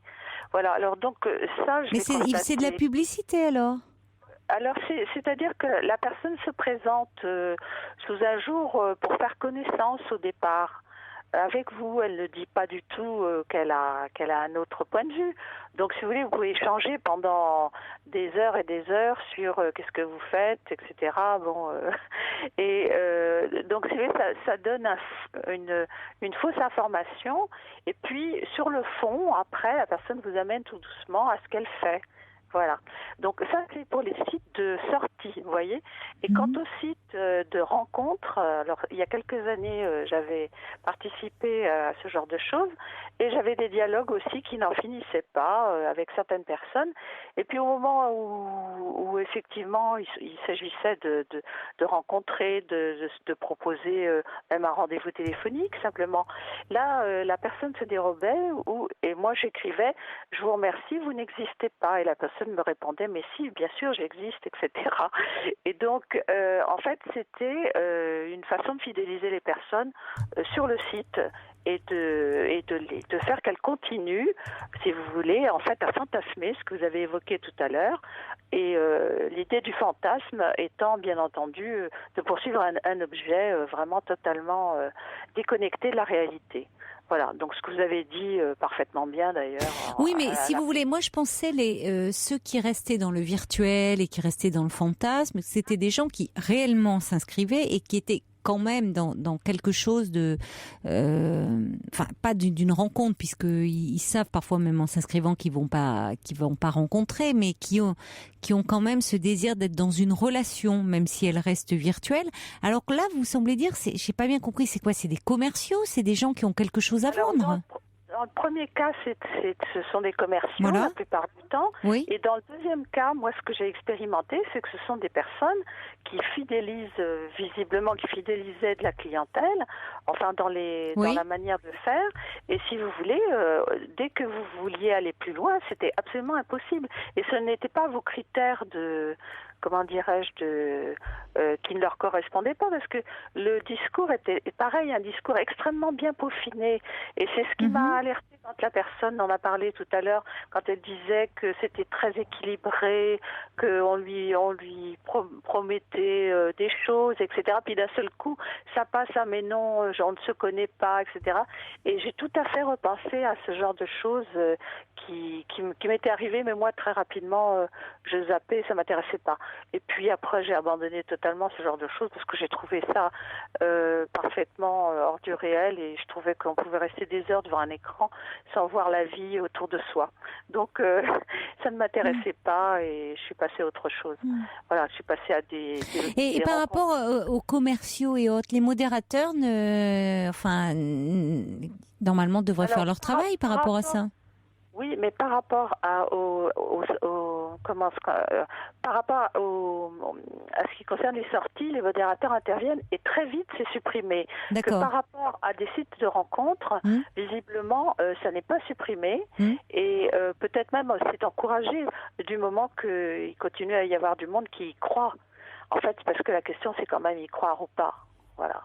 Donc à partir du moment où on y croit, on est prêt à rester pendant des heures à échanger.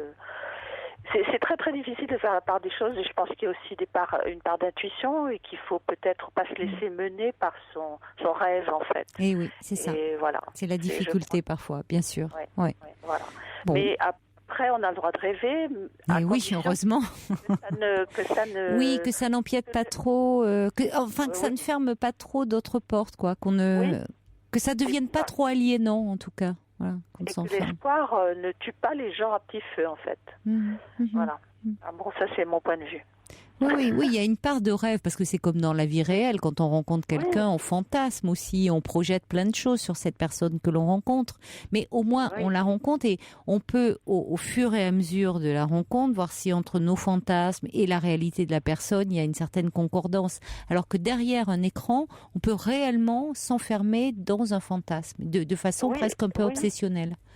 Oui, et puis ça peut mener vraiment, je pense, à des gens à être extrêmement déprimés, justement de ne jamais voir la concrétisation bien sûr, de ce qu'ils ont, de ce qu'ils ont fantasmé, cet espoir très grand, lorsqu'il est déçu, peut les mener effectivement à du désespoir. Enfin, moi, c'est pour ça que je suis intervenue, en fait, parce que j'entendais cette personne et je me sentais très proche comme ça dans ce qu'elle disait. Je me disais, mais c'est pas possible, elle se laisse mener, manipuler probablement par un autre qui est derrière un écran. Je ne sais pas quel est le but. Hein. On ne sait pas. De commerce, ou si c'est un but pour la faire marcher, pour le plaisir de la faire marcher. Ou parce que c'est quelqu'un qui est bien, enfin qui a peur, qui est dans une peur, effectivement, il peut être sincère aussi, et qui pour le moment ne peut vivre que dans le fantasme et donc n'a que ça à proposer. Oui, mais il y a des gens qui s'amusent aussi. Oui, il y a des gens qui s'amusent, mais il y a réellement des gens qui n'ont rien d'autre à proposer parce qu'ils ont peur. Ils ont peur de l'autre, ils ont peur de la réalité, ils ont peur de la rencontre. Donc, ils vivent à travers un écran, à travers des fantasmes, voilà, de ce qu'ils projettent. Mais ils ne jouent pas forcément. Ils ne jouent pas forcément. Non, ils ne jouent pas forcément, mais finalement, ils rencontrent aussi des gens en face d'eux qui font écho à eux-mêmes c'est très difficile évidemment d'alerter, mais enfin je crois qu'il y a des paliers et je pense que quand on s'enferme un peu trop sur le versant du fantasme, à un moment donné il faut peut-être dire non, attention là, arrête, parce que là tu n'es plus dans le réel, quoi. Mais seulement il faut en prendre conscience et c'est peut-être effectivement comme ça en témoignant ou avec des discussions que c'est possible, ou quand les gens s'en ouvrent à d'autres, à des voisins ou à des amis qui peuvent se rendre compte, ou même avec vous, je veux dire dans le cadre de ce que vous proposez, parce que réellement je crois qu'il y a un monde quand même. C'est Madame Ilouz qui a fait un livre là-dessus, sur cette marchandisation du net. C'est quoi son livre ? Eva Ilouz, je crois. Eh bien, c'est sur justement comment la société propose une jouissance à travers le net et que il y a derrière cette jouissance, c'est du vide, quoi. Voilà, c'est la société marchande du net. Elle s'appelle Eva Ilouz, elle a écrit un livre, mais excusez-moi, le nom m'échappe. Ceux qui veulent pourront chercher. C'est sorti en 2013 là. D'accord. C'est une sociologue très intéressante, voilà. Bon, mais je pense que si les gens justement se plongeaient un peu plus dans ce que c'est que dans ce qui se passe à travers tout ça, à travers vos émissions, s'y intéressent un peu plus, on arrive mieux à décrypter le réel qui effectivement échappe énormément aux personnes qui sont en grande souffrance psychique et qui n'appréhendent pas du tout que l'autre en face soit est dans la même situation de rêve, soit a une pratique manipulatoire, soit une pratique commerciale, soit voilà. C'est-à-dire toutes ces successions de choses qui ont lieu maintenant, faute d'une société où on ne se parle plus et où comme disait la personne précédente, où la question du hasard intervient. Et effectivement, la question du hasard, c'est vraiment le hasard. C'est-à-dire qu'on ne choisit pas de rencontrer quelqu'un du jour au lendemain, et il y a des moments où il n'y a rien. Voilà. Donc il y a ces moments-là, et c'est là où il faut peut-être se structurer avec de la culture et radio précisément. Enfin pour moi c'est la radio. En tout cas ce que je préfère. Et voilà. Et si on n'a pas à sa disposition des moyens de vivre autrement, c'est très difficile, effectivement. Voilà. Merci beaucoup, en tout cas, de cette intervention et puis pour ces conseils de lecture, Eva. Merci. Merci pour vos émissions. Merci beaucoup. Au revoir. Au revoir.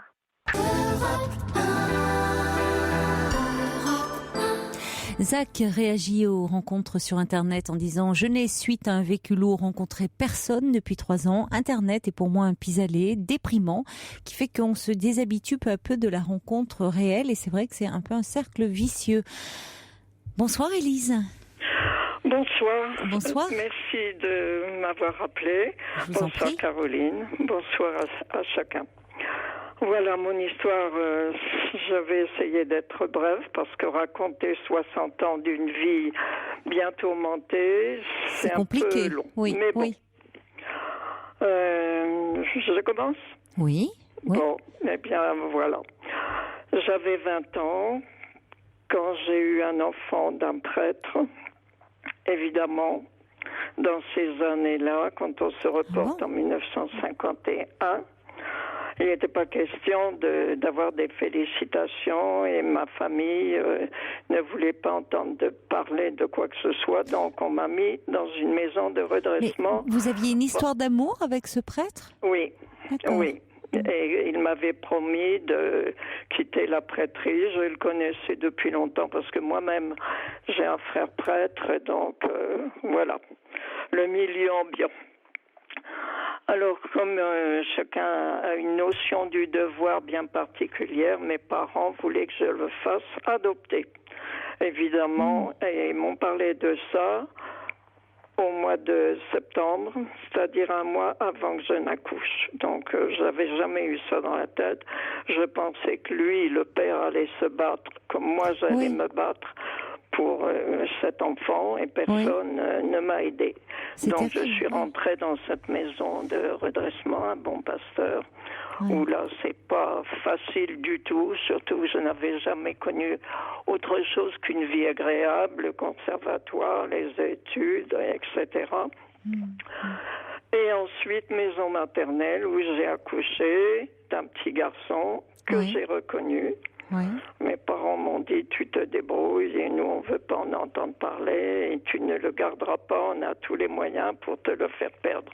Donc les moyens, ils m'ont remis en bon pasteur, ils ont payé la nourrice jusqu'à mes 21 ans et après, j'étais dehors. Et oui, puis en plus, vous n'étiez pas majeur à ce moment-là. Ah non, la majorité c'était 21 ans. 21 ans Mais à ce moment-là. Oui. Donc malheureusement, ils avaient ce pouvoir-là. Jusqu'à mes 21 ans et le jour de mes 21 ans, j'ai pris le bébé, le landau, ma valise et voilà. Et j'ai des amis qui étaient en classe avec moi. Les parents m'ont recueilli, m'ont trouvé un travail dans le sud de la France. Oui. Mais bon, tout de suite arrivé, on m'a dit, le bébé, il n'est pas question que vous le gardiez, c'est une maison d'enfants, vous allez vous occuper des enfants. Mais on va placer le bébé dans une pouponnière. Donc, j'ai dit oui. Et puis, un mois après, je n'avais plus de travail. Alors, j'ai fait tous les boulots, j'ai servi des apéritifs, j'ai travaillé dans des restaurants, dans des jardins, j'ai fait tous les métiers et je l'ai gardé 20 mois, cet enfant. Au bout de 20 mois, je n'avais rien fait de positif pour lui. J'avais pas assez d'argent pour payer cette pension. Aujourd'hui, on dirait la DAS. C'était une pouponnière de l'assistance publique. Mais comme il était reconnu, n'était donc pas adoptable à ce moment-là. À force de réfléchir, j'étais vraiment au bord. Il n'y avait plus que le trottoir. Je me voyais pas en train de faire le trottoir.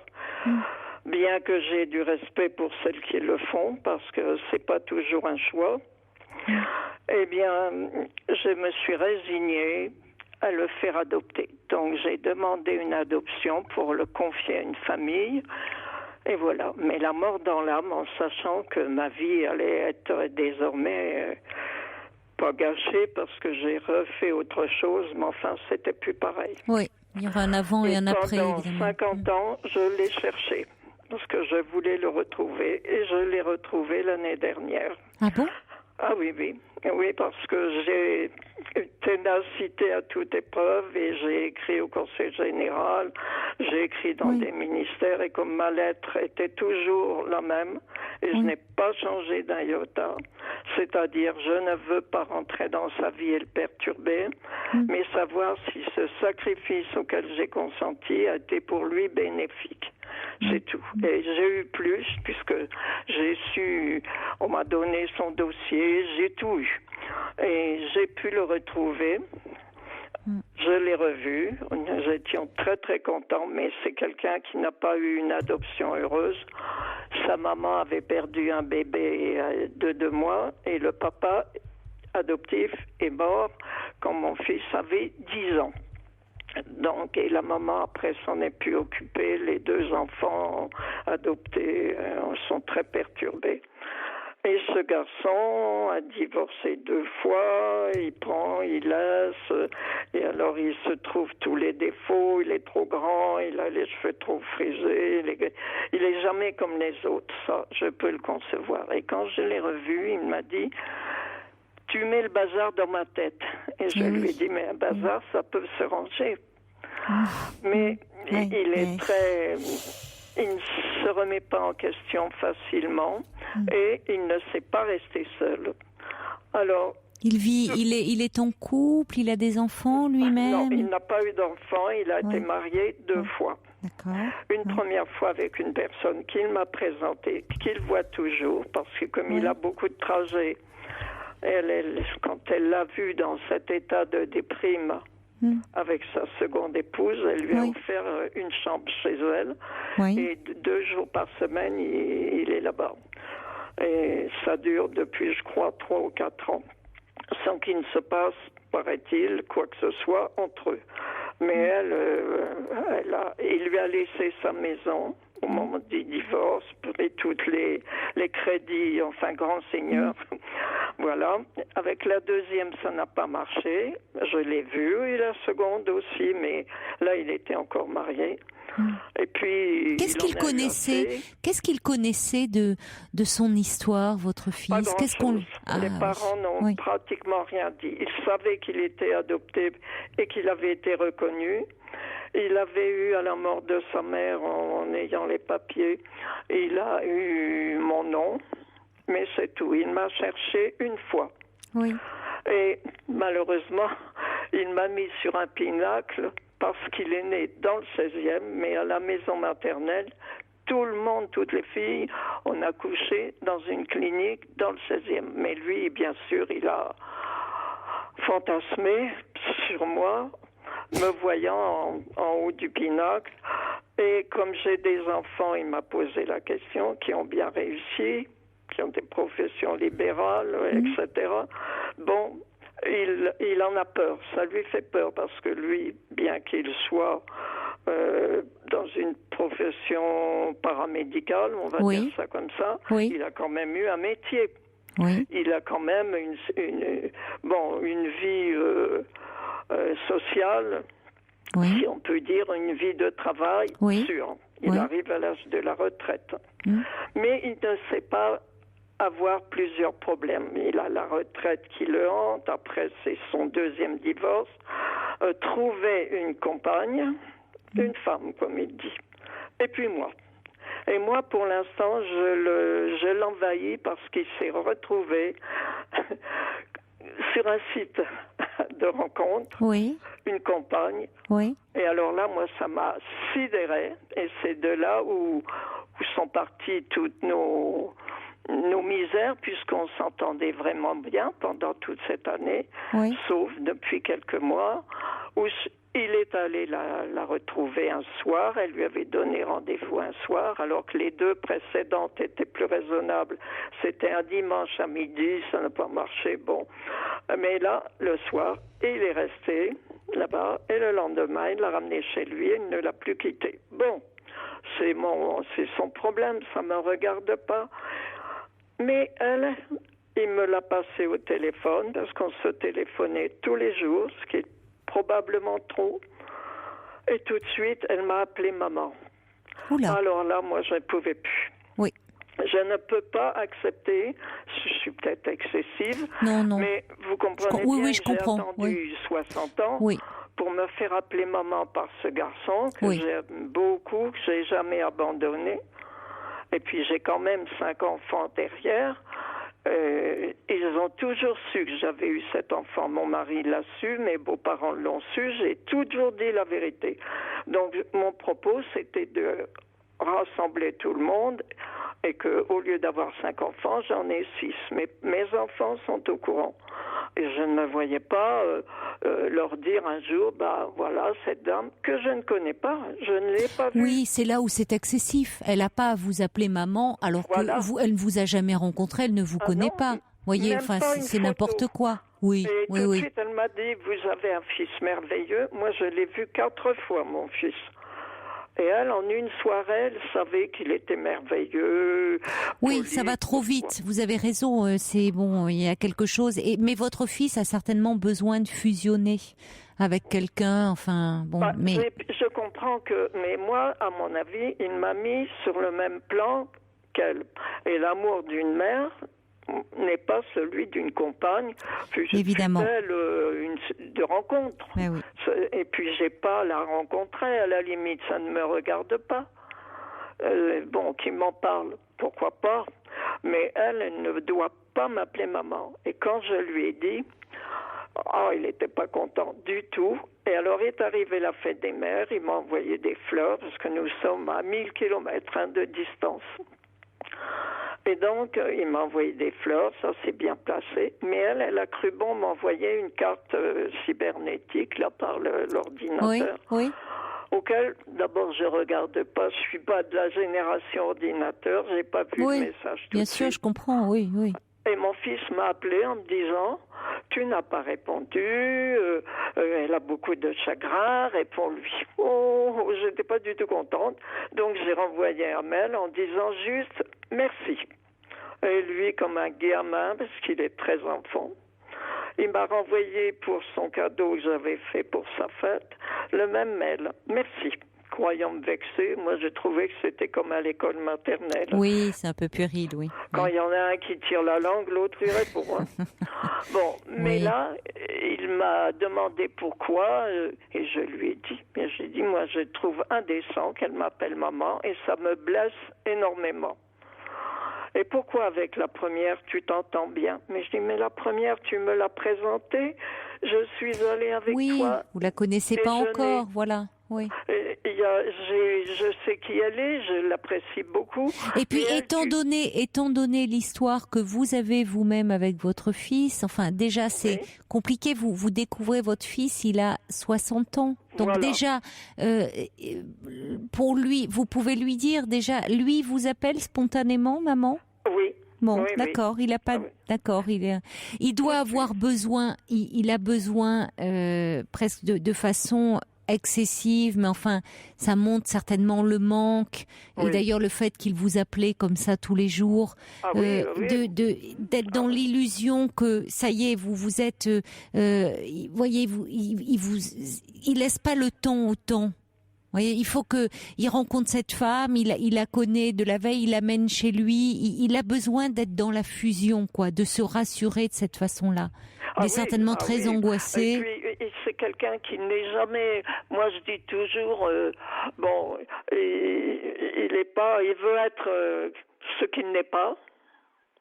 Et quand ce qu'il est, ça ne lui plaît pas.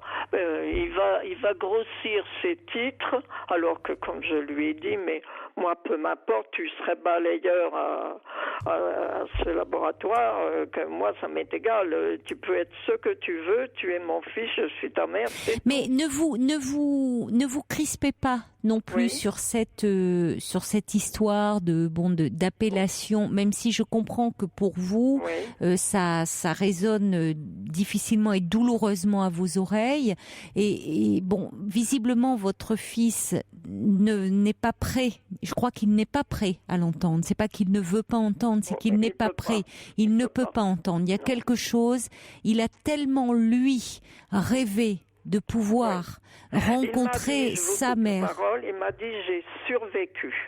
Oui, je pense qu'il y a certainement beaucoup de carences. Vous dites que dans cette adoption, il y a quelque chose qui n'a pas forcément très bien fonctionné. On lui a pas beaucoup parlé de son histoire. Il y a quelque chose où dans ses retrouvailles, il en avait beaucoup rêvé. Il n'a pas été déçu puisqu'il a aussi très vite fusionné avec vous. Hein. Il aurait pu avoir beaucoup de retenue ou ne pas vouloir vous voir. Vous voyez, vous appelez tous les jours. Très vite, il vous appelle maman. Donc, il a envie de, comme un petit garçon. Vous dites, il est resté ce petit garçon, vous le sentez, mais ne lui reprochez pas parce qu'il y a quelque chose d'un très grand manque chez lui. Oui.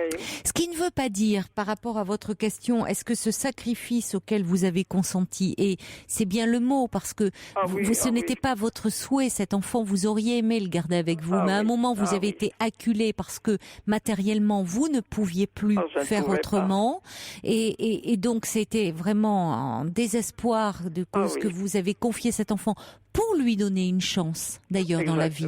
Hein, c'était vraiment pour qu'il ait une chance d'avoir une belle vie. Et finalement, votre fils, il a quand même pu se construire. Parce il a eu, comme je dis, à manger, à toit, il a un métier. Bon, et puis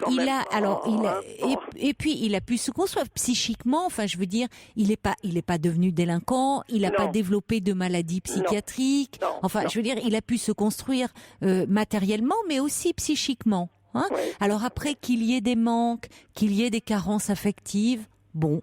Voilà. Donc, si vous voulez, ne vous crispez pas sur cette histoire de maman par rapport à cette femme, parce que, à mon avis, vu comment c'est parti avec cette femme, ça se trouve, il est avec elle là, mais ça, vous voyez, elle peut, du jour au lendemain aussi, il va y avoir un truc, et puis elle va le laisser, ou l'histoire va capoter. Et l'important, c'est que vous, aujourd'hui, vous restiez là, voyez, dans sa vie. Je ne veux pas fermer la porte. Surtout pas. À tel point que je lui ai donné, j'avais gardé, vous savez, le petit bracelet avec le numéro qu'on met au poignet des bébés. Bien sûr. J'avais gardé ça et quand il est parti, j'avais coupé des cheveux, des mèches de cheveux. Et je lui ai rendu tout ça. Eh bien, je ne veux pas lui reprendre parce que je me dis, je peux me tromper, mais si je lui reprends tout ce que je lui ai donné matériellement, j'aurai l'impression, enfin, il aura surtout lui l'impression que là, je l'abandonne. Oui. Complètement. Parce que ça, mais non, vous êtes. J'ai envie de les reprendre dans la colère. Non, mais vous êtes en même temps. On sent, je trouve que vous êtes quelqu'un qui est pleine de bon sens. On sent, vous êtes. Merci. Ah non, mais vraiment. Et vous le savez bien, la colère n'est pas bonne conseillère. Et le fait que vous ayez gardé précieusement ce petit bracelet de naissance, ces boucles, ces petits vêtements, ça montre à quel point cet enfant, il a toujours été présent et à quel point ça a été un déchirement de le confier, mais c'était pour lui donner une chance. Et je pense que votre fils, il a compris ça, il a entendu et que vous l'avez toujours aimé et à quel point ça vous a coûté. Donc ça lui appartient, ça montre que le fait que vous ayez conservé ça précieusement comme des reliques, ça montre aussi, c'est une façon de lui dire quelle place il a tenue, toujours. C'est là que vous dites pas, vous n'avez pas eu 5 enfants, vous avez 6 enfants. Donc, avec lui, c'est 6 enfants. Voilà, donc ça, il faut qu'il soit rassuré là-dessus, et c'est pour ça que de cette histoire avec cette femme qui vient d'arriver dans sa vie, à laquelle il se raccroche, comme certainement les femmes tiennent lieu un peu de mère pour lui. Il y a quelque chose, il fait un transfert. La que je connais, elle l'aime comme une mère. Elle est sa mère. Mais si vous voulez, ne faites pas trop de comparaison avec, parce que pour le moment, il est dans cette histoire-là, il fusionne, il a besoin d'aimer de cette façon-là, et donc certainement, il vous en voudrait parce que votre avis compte si vous le ramenez à sa première épouse. Si vous voulez, comme dit Lilia, il a beaucoup souffert, vous aussi. Et après tout, voyez, n'en faites pas un point de crispation. Cette histoire de son ami. Pour revenir, pas revenir en arrière, parce que ce qui a été fait est fait, mais je veux pas le perdre. Dites-lui que vraiment, ça vous serait insupportable de le perdre et que ce qui compte pour vous, c'est vraiment de le garder près de vous, que vous l'aimez, que vous ne supporteriez pas de le perdre une seconde fois, et que évidemment il peut comprendre que bon, c'est pas si grave, mais que le mot maman est vous espériez tellement l'entendre un jour de sa bouche que c'est de sa bouche que vous voulez l'entendre. Pour le moment, cette femme, vous êtes heureuse qu'elle le rende heureux. Voilà. Soyez magnanime, vous êtes heureuse qu'elle le rende heureux et tout à fait, évidemment, disposée à faire sa connaissance. Voilà, vous dites ça. Et vous n'insistez pas trop sur ça, voyez. Sur vous le mot maman. Non, Parce voilà. que moi, c'est ce que je lui ai dit quand il m'a dit tout de suite, veux-tu, je te la passe. Elle est à côté de moi. Oui, mais elle est très maladroite. Elle est très maladroite, cette dame. Connaissant l'histoire, franchement, elle est. Oui, certainement. Bon, donc passer au-dessus de ça, il faut qu'on se quitte. Je suis désolée, je dois rendre l'antenne, mais passer. Non, c'est moi. Mais passer au-dessus de ça et vraiment privilégier le lien avec votre fils, c'est ce qui compte, Élise. Merci beaucoup. C'est vraiment très émouvant votre histoire. Au revoir, Élise. Belle nuit à vous. Faites de jolis rêves. Il est maintenant 1h sur Europe 1, l'heure des infos, présentée par Anne-Sophie Balbir. Bonsoir Anne-Sophie.